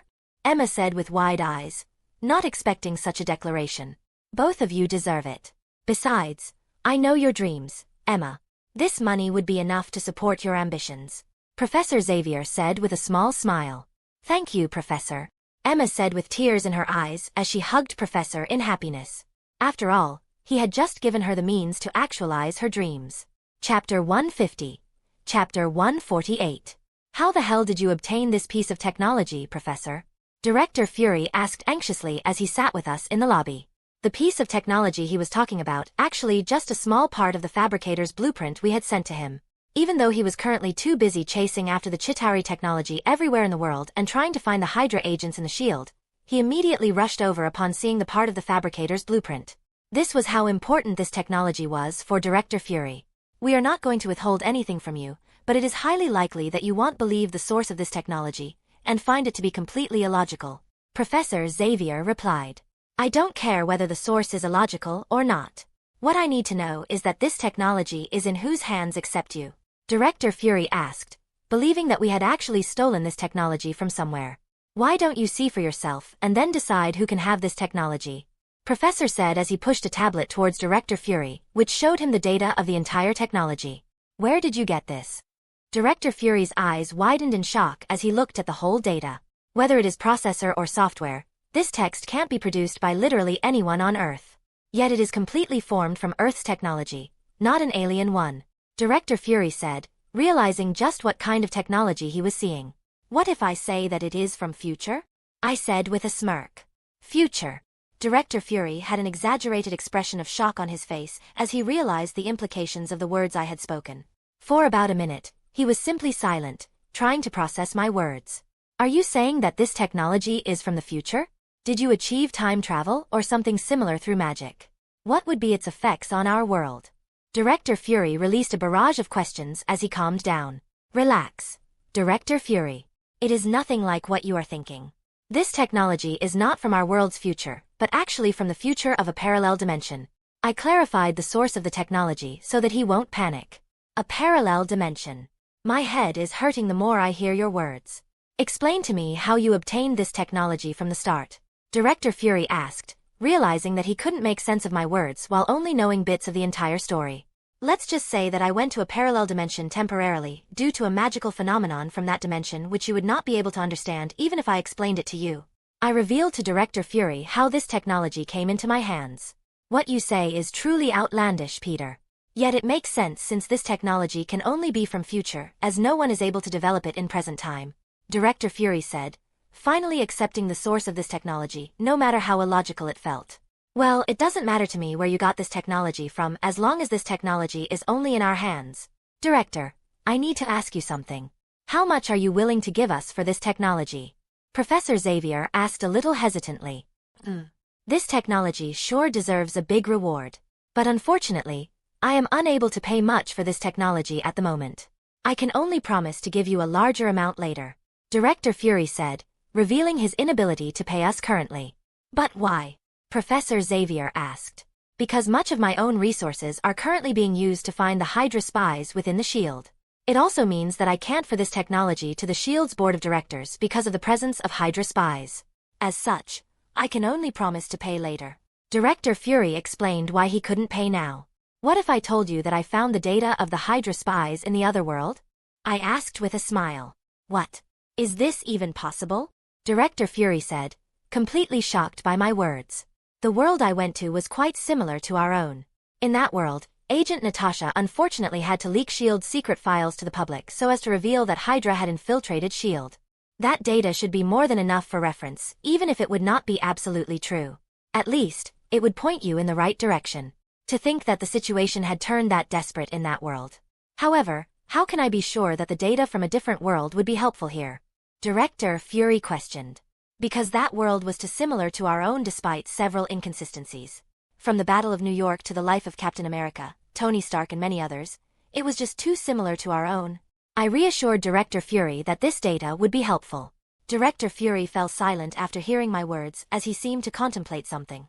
If this data is really helpful and I can capture the Hydra spies, I assure you that the X-Men will have a quarter of S.H.I.E.L.D.'s budget of this year. Director Fury promised us an amount beyond all of our expectations if everything went as he wanted. Hadn't S.H.I.E.L.D.'s budget been doubled following the Battle of New York? Professor Xavier muttered after hearing his words. That meant that we would have half of a usual S.H.I.E.L.D. budget. Buzz. Buzz. Who else have you called? Director Fury said with a hint of hostility in his words. He clearly didn't want anyone else to have this technology now that he had learnt about it. You will see. Professor Xavier said mysteriously as Ms. Aurora went to open the door. Hello, Peter. Why did you call me so urgently? Mr. Stark greeted us as the door opened. Professor. Do you intend to trust Stark with such precious technology? I know that you are close to him, but this is too much. Director Fury said in a furious tone upon seeing Mr. Stark. It is because this technology is actually from Stark Industries. As such, his help is necessary to make proper use of all the data. I explained. Hey, what is this about Stark Industries technology? Mr. Stark said, puzzled by my words. Let me explain everything to you from start. So, you accidentally traveled to a parallel dimension which was 10 years into the future, and obtained technologies of Stark Industries from there. Mr. Stark summarized everything I told him. That is correct. Happy had given us this technology. I explain how this technology fell into my hands. But why would Happy give it to you? There must have been a very good reason for him to give this technology so easily to you. Mr. Stark said as he knew how loyal Mr. Hogan was to him. Actually, he left a message for you. Don't die. I gave Happy's message to Mr. Stark. Well, I have no intention of dying. Wait a second. Did I actually die in that world? Mr. Stark asked as he had the sudden realization. Yes, you sacrificed yourself so that everyone else could live. And you left a daughter behind. I revealed his fate in that world. Mr. Stark fell silent as he heard his fate. After a few minutes, he finally spoke. Looks like I have to prepare a suit much better than the one the other me used. Mr. Stark said jokingly, trying to hide the pain in his voice. I think I can help you in that regard. I said as I opened the Iron Spider's file and showed it to him. Huh. Is that a suit I made for that world, Spider-Man? Mr. Stark said as he recognized his touch at the first sight. Yes. Tony Stark of that world designed this Iron Spider suit for Peter Parker of that world who was Spider-Man. The technology one have acquired is only generic technology. But the Iron Spider suit was something Tony Stark had built himself. And the tech used in it is something only you can reverse engineer, Mr. Stark. Looks like we have one big job in front of us. Mr. Stark said as he looked at the nanomachines forming the Iron Spider suit. By the way, Mr. Stark. Do you want to create a super AI which can protect the entire Earth? I asked Mr. Stark to learn if he had the same plans as the other version of him. Yeah, I do. How did you learn about this fact? Mr. Stark asked curiously. Then, stop that thought right now. It will create one big mess which would almost destroy the Avengers.